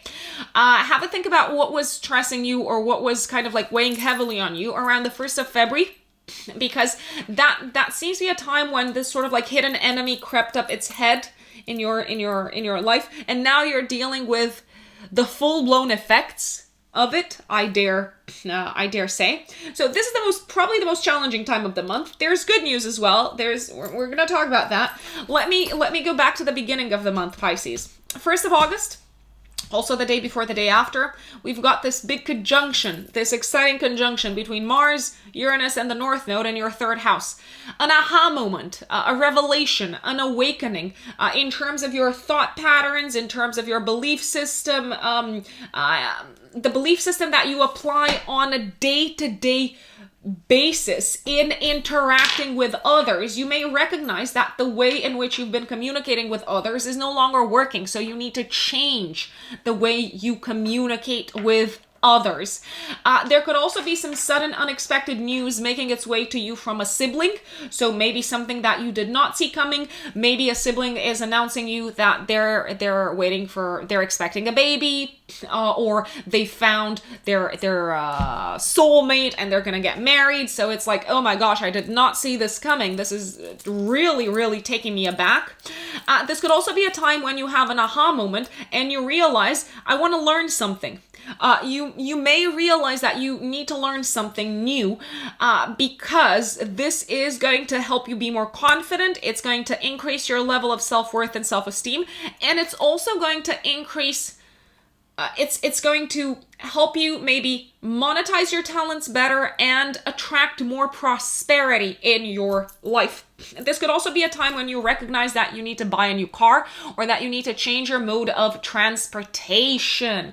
Now, whatever it is, there seems to be a sense of, even though it is disruptive, there seems to be a sense of, yes, I'm enjoying it and I needed a new car anyway, and I wanted to kind of like take this course or take this class anyway. So there is this sense of, yes, now I see that I need to go in a new direction. Maybe it feels like not exactly what I had planned, but a part of me enjoys it, actually. So you may have to learn some stuff really, really fast, and also unlearn maybe old ways of thinking, old ways of talking to some people, old ways of communicating about what's important to you, and old ways of communicating your value system to other people. On the 7th of August, Venus in your 5th house is trining Neptune in Pisces in your 1st house. You feel very loved. You feel very appreciated, especially by children and by romantic partners. You also feel like you probably on this day, like you're really enjoying artistic activities and maybe even spiritual activities. It's a great day for meditation. It's also a great day for a date. However, this is a day when there's likely to be disruption on the road if you're traveling. There could be some trouble with the car. There could be some trouble with heat. There could be some trouble with something kind of like getting overheated or not heating sufficiently, not getting sufficiently warm. There seem to be all sorts of blockers in terms of you reaching maybe your destination. I would take it slow. I would take it easy, and I would just go with the flow and not necessarily try to get too much that requires kind of like discipline done on this day because it may not turn out how you thought it would turn out.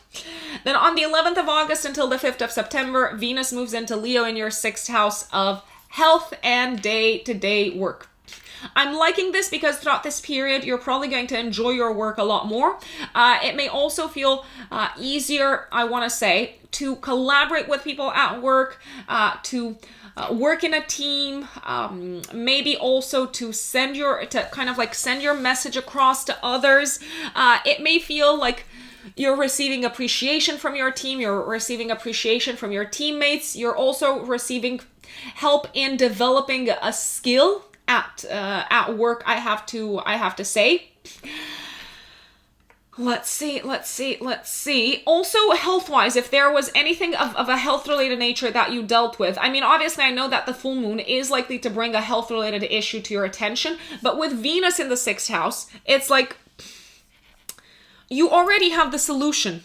And the solution is taking better care of yourself. The solution is asking maybe for help. It's delegating. It's working in a team with others and getting people on board to kind of like help you through stuff, and also making your life more enjoyable on a day-to-day basis. That seems to also help with your health. I know, newsflash, right? Having a more enjoyable life makes us healthier. I mean, God. What can I say? I'm so wise. Obviously, I'm joking. But maybe there is a nugget of truth there. Think about it, Pisces. Do you have enough pleasure and enjoyment in your life? And if not, is that making you feel sick? 16th of August, great news from a partner, maybe connected with their work. Also, if you're looking to sell or to buy something, you may find a great deal, or a great deal might find you, I would say. Also a very good day for intellectual endeavors that involve collaboration with a business partner or a team member that require you to think out of the box, I'd say. 18th of August, also the day before the day after, probably the most auspicious time of the month and maybe one of the luckiest times of the year. Venus in your 6th house is trining Jupiter in Aries in the 2nd house. Oh my gosh, like great news financially for you, maybe a fantastic opportunity for you to make more money, to increase your income, to maybe develop your skills in a direction that will allow you to make more money in the long run. You feel appreciated for your talents at work. You may feel like things are falling into place at work, like things are falling into place also with the changes that you've been making maybe in your routine and in your day-to-day life. Good news connected with health. Once again, it's almost like you're healing, you're in a better place. Not that you need to heal from anything, but if you were looking to see some sort of like tangible improvements health-wise, man, I'm liking the 18th of August, like literally. Also the day before and the day after. Also go boldly for a partnership at work. Kind of like reach out to someone because it may turn out to be much more lucrative than you thought it would be initially. Let's see what else is happening at the time. Okay, 20th of August until the 25th of March, Mars moves into Gemini in your 4th house. A lot of back and forth, a lot of maybe action and activities and physical effort at home throughout this period. You might need to like renovate, you might need to like tear down some walls or something like that. You might need to redo some rooms. Mars is spending a long time in your 4th house, and Mars is also the ruler of your 2nd house of income, my dear Pisces. So there's probably going to be a lot of expenses connected with home and family life throughout this period, maybe more than you initially thought you would spend on your home and family life. Careful, because you might lose your cool and your temper and your patience with family members throughout this period when Mars is in your 4th house, and it may also feel like family members are in a rush. They kind of like want to get things going, and you're like, man, like slow down, chill. What's happening? 21st of August, a misunderstanding with a partner. You could feel a little bit disappointed, or maybe even feel like a partner has lied to you, or you may feel inclined to lie to a partner so as not to disappoint them. I don't know. Is that going to serve you in the long run? You ask yourself that. You may also feel a little bit unseen by a partner, like not acknowledged for what's important to you and for who you are by a partner. But it's looking a lot better on the 22nd of August, when you have a lot more clarity in terms of maybe what's important to you and also what's important to your partner, and how you can bring these two together so that you are working towards the same goal. 27th of August, 3 days before, 3 days after, a new beginning relationship-wise. There could be a new business partnership that you sign up for around this time. There could be this feeling of a new beginning in your partnership sector due to a lot of action and a lot of turmoil happening at home, maybe because you're moving, maybe because the family is growing or expanding. It almost feels like you need to learn to work differently with a partner or in a partnership throughout this period. Remember to really openly talk to your partner about what makes you feel vulnerable throughout this period.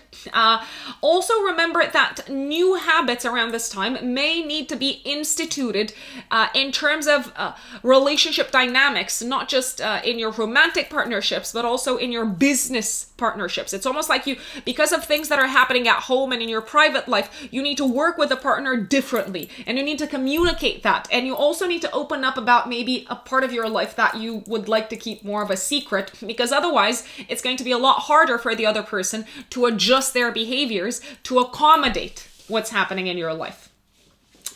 And that is Pisces. Folks, thank you for tuning in. Thank you for listening to your horoscopes. Don't forget that if you want to work with me, you can find me on my website, which is writteninthestars-astrology.com. If you haven't subscribed, don't forget to subscribe. What are you waiting for? And you can also find me on Instagram at ruxunbelievable on Instagram. And also, if you want to support my channel, hit that thanks button and make a donation, obviously, if you feel like it. Have an amazing August, and keep us posted in the comments as to how it's going. Thank you.